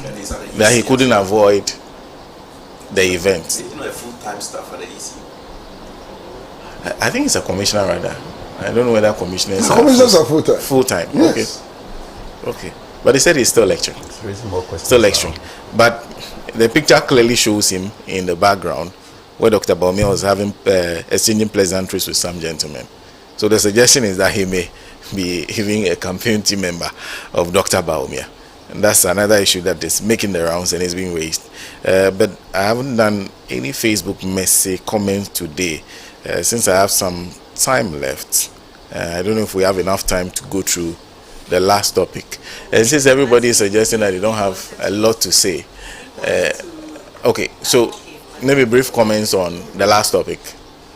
You see, the Belgium issue is a clear symptom of what happens when you put party apparatchiks in very critical security places. I think some people have mentioned, and amongst those who have mentioned are people who are executives of the New Patriotic Party. Yeah, you understand? So what was their purpose? As in, because the people who have mentioned clearly are party people. They are not security people, but they are party people.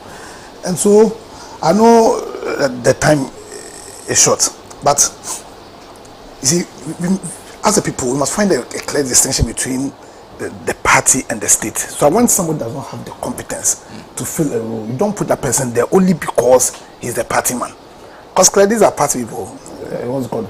The chairman of Medina constituency also. And we must follow what happens. As we must follow how they are dealt with. You understand? It's a case that they'll go quiet and then they'll quietly return to airport. But clearly we have a country to build. And if we are to do a good job at that, then we owe this country a duty to ensure that people who have the right qualification, it shouldn't matter if you are in your party or not, but people who have the right qualification, or if you are putting, or there are certain places that you shouldn't even put people with partisan consideration there. Because clearly this is a massive disgrace of the country. Yeah, I understand. And this would have gone unnoticed had they not been caught in Belgium. Don't put party people in such positions, and then so for me, I'm even suspecting that the party is linked to the whole issue, and proper investigations must be done. We are in 2024. Maybe they need money some way somehow, but it's this issue where the party that sponsored the president. For me, the president is the executives, very senior executives. I think the constituency chairman are involved in this.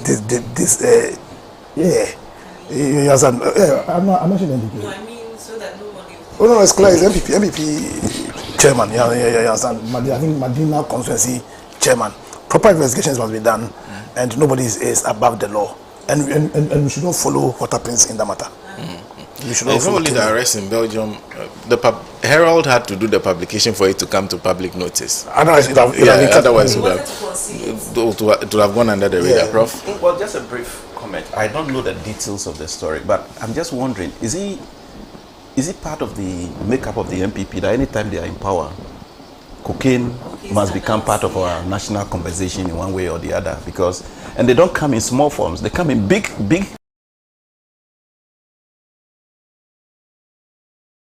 The country in pieces with, international dimension. So I do agree. The media should be encouraged to kind of ask more questions, look for more answers. That's one mechanism of deterrence, so that we can.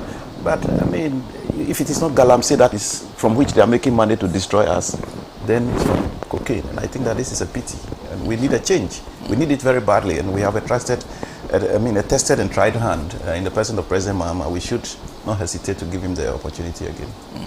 Yes, I quite agree, and I was just about to mention it before you did. That to me, aside the fact that NPP, during Kufuor's time, we all know the cocaine scandals that came out. You want to think that there are some people who are comfortable, there are some cocaine dealers who are only comfortable in operating or bold enough to push more during NPP government. However, if the government, just like my brother was saying here, he says that he suspects the hand of the government or the party in power right now as to be involved in this.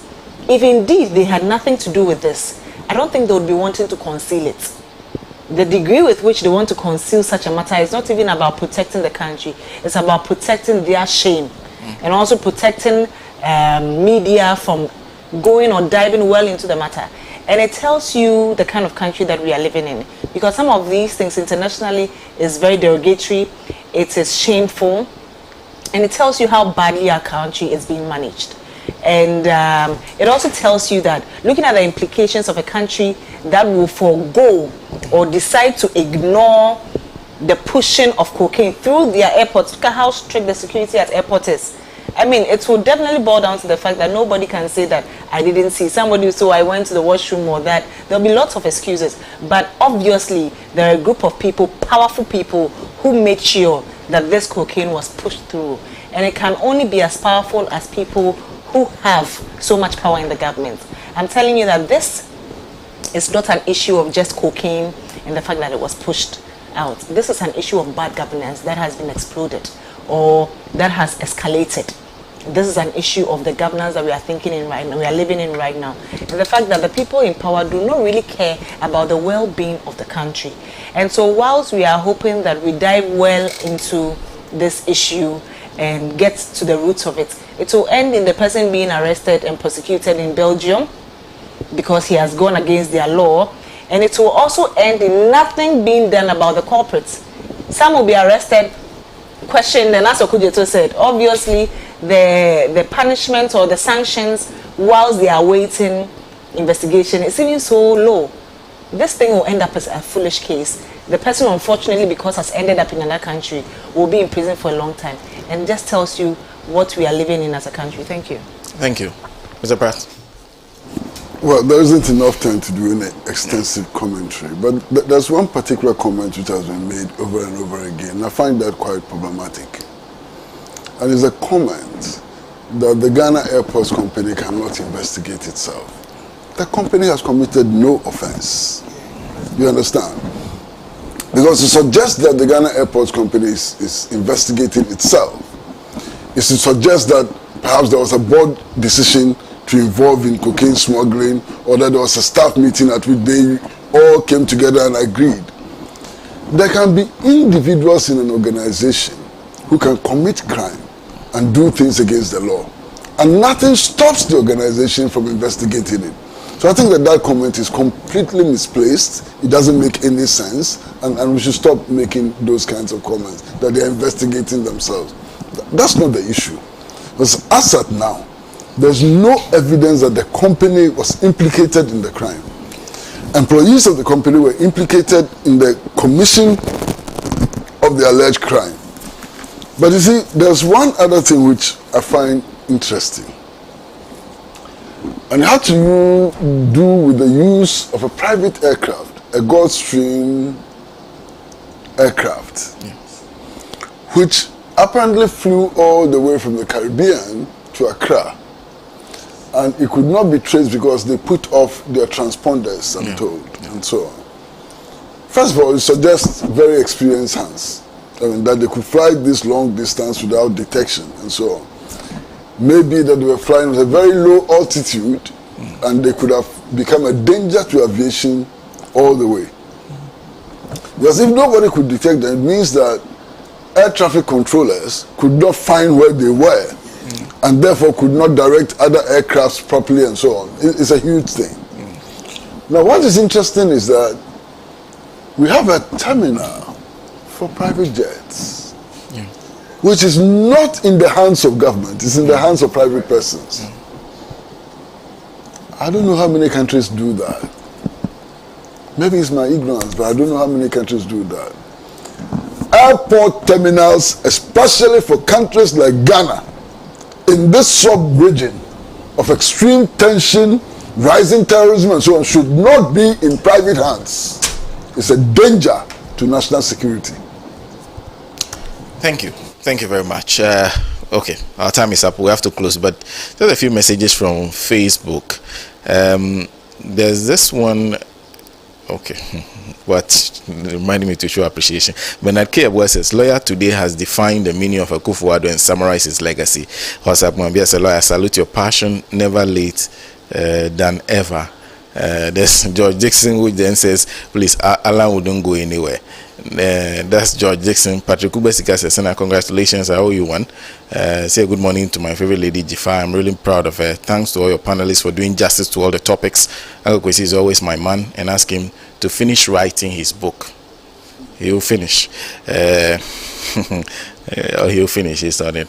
Elizabeth Joyce Akolo says, what legacy is Akufo-Addo talking about? Before he became a president, he sat down with Ochihini and drafted what they were going to do to Ghanaians. In the Jeopardy document, everything is stated there, stealing, tribalism, nepotism, and destroying the businesses of his opponents and people he hated. Carlos Yeboah says the current electoral commission and electoral commissioners are aligned with the MPP and vice versa. I believe, and I can tell you for a fact, that they are aware that these lost BVDs and BVRs are part of a coordinated effort to steal the election. We should open our eyes and insist that what is right must be done. Otherwise, we might realize it's too late after the water has already passed under the bridge. Carlos sent that from Ododo. Osman, is it Tarek? But Nanado has no legacy to be protected in this country. Look, is it the cathedral? Is it the Cecilia the Park case? Is it the failed promise? Nanado is arrogant to the extent of asking traditional leaders to get up and greet him. Even Bawumia promised not to protect his legacy. What is he talking about? And sends greetings to Uncle Kwesi Pratt and hard-working deputy women organizer. Tre Wadwin says, Sana, isn't it funny when people who helped bring Akufo-Addo and MPP to the people of Ghana turn around and tell Ghanaians to vote for them? There's Apostle Seidu. John Paul says, I'm extremely impressed with senior comrade Jife's submission. I didn't know you have become senior comrade. She's hitting the nail on the head, directly speaking wisdom in the mind of many Ghanaians. Anado is who is more into politics and think he's skilled than Bawumia, yet he couldn't lead us well, only bring death. How much more his mate? Ghana must not make a third mistake by choosing the MPP again come December 7 elections. Yesterday I found out it was the birthday of Felix Kwachio Fosu. And also the birthday of the deputy minority leader, Emmanuel Amakofibua. A belated happy birthday to both of you. There was no action. If there was action, I was not invited. And I'm sure Mr. Pratt was not invited. I can't. Oh, okay. How can he celebrate his birthday in silence? I thought something had happened that you were going to. Something for the old folks in his constituency. Okay. But we are all old. So his definition doesn't include any of you. No, we are all in his constituency. Yes. A belated happy birthday to both of you. And let me say a big thank you to my panel for today. Comrade Kwesi Pratt Jr., General Secretary of the Socialist Movement of Ghana. Jifa Tega is a deputy national women organizer of the National Democratic Congress. And then, of course, lawyer Andrew Apia Dankwa. Always wonderful to see you. And I hope Alan is well. He's doing great. Fantastic. Ready to lead leadership. But have you noticed that your slogan now has been appropriated by others? Councillor again. No, Bibi Besi. Oh, really? Who? No, I saw Bawumia at one of his campaigns and they were shouting Bibi Besi. Yes, see, I know, man. I thought that his slogan was Mufasi Alima. And they also used Bibi Besi. Oh, not what happened. He's a member of the Alliance of Revolutionary Change. And of course, Professor Michael Kwesa White, I want to get this right, Senior Research Fellow, University of Ghana, and a former presidential staffer, join us this morning to complete our panel. And let me say a big thank you to, I saw your well wishes and the videos that were played and everything. I was at home on Saturday, so I saw everything. Thank you very much for your well wishes, and thank you very much for your support. And I'm very, very grateful to everyone who turned up at the ceremony. It was a fantastic one. Well, we'll see you same time next week. Oh, that one there. You don't need to practice it. The pastors did majority of the job. You turn up on the day, they tell you what you do it, and then you are done.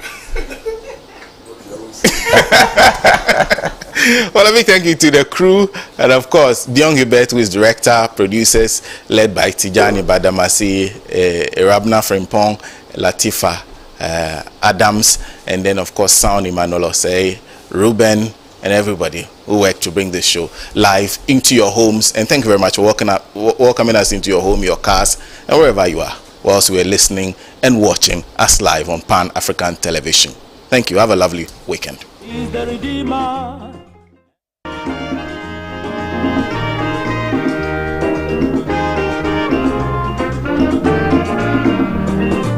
He has labored, he has suffered to lead his people into the land of freedom.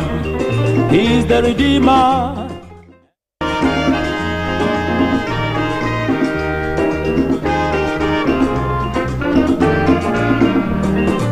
He has labored, he has suffered to lead his people into the land of freedom.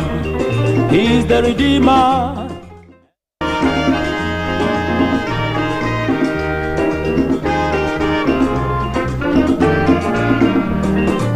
He has labored, he has suffered to lead his people into the land of freedom. He is the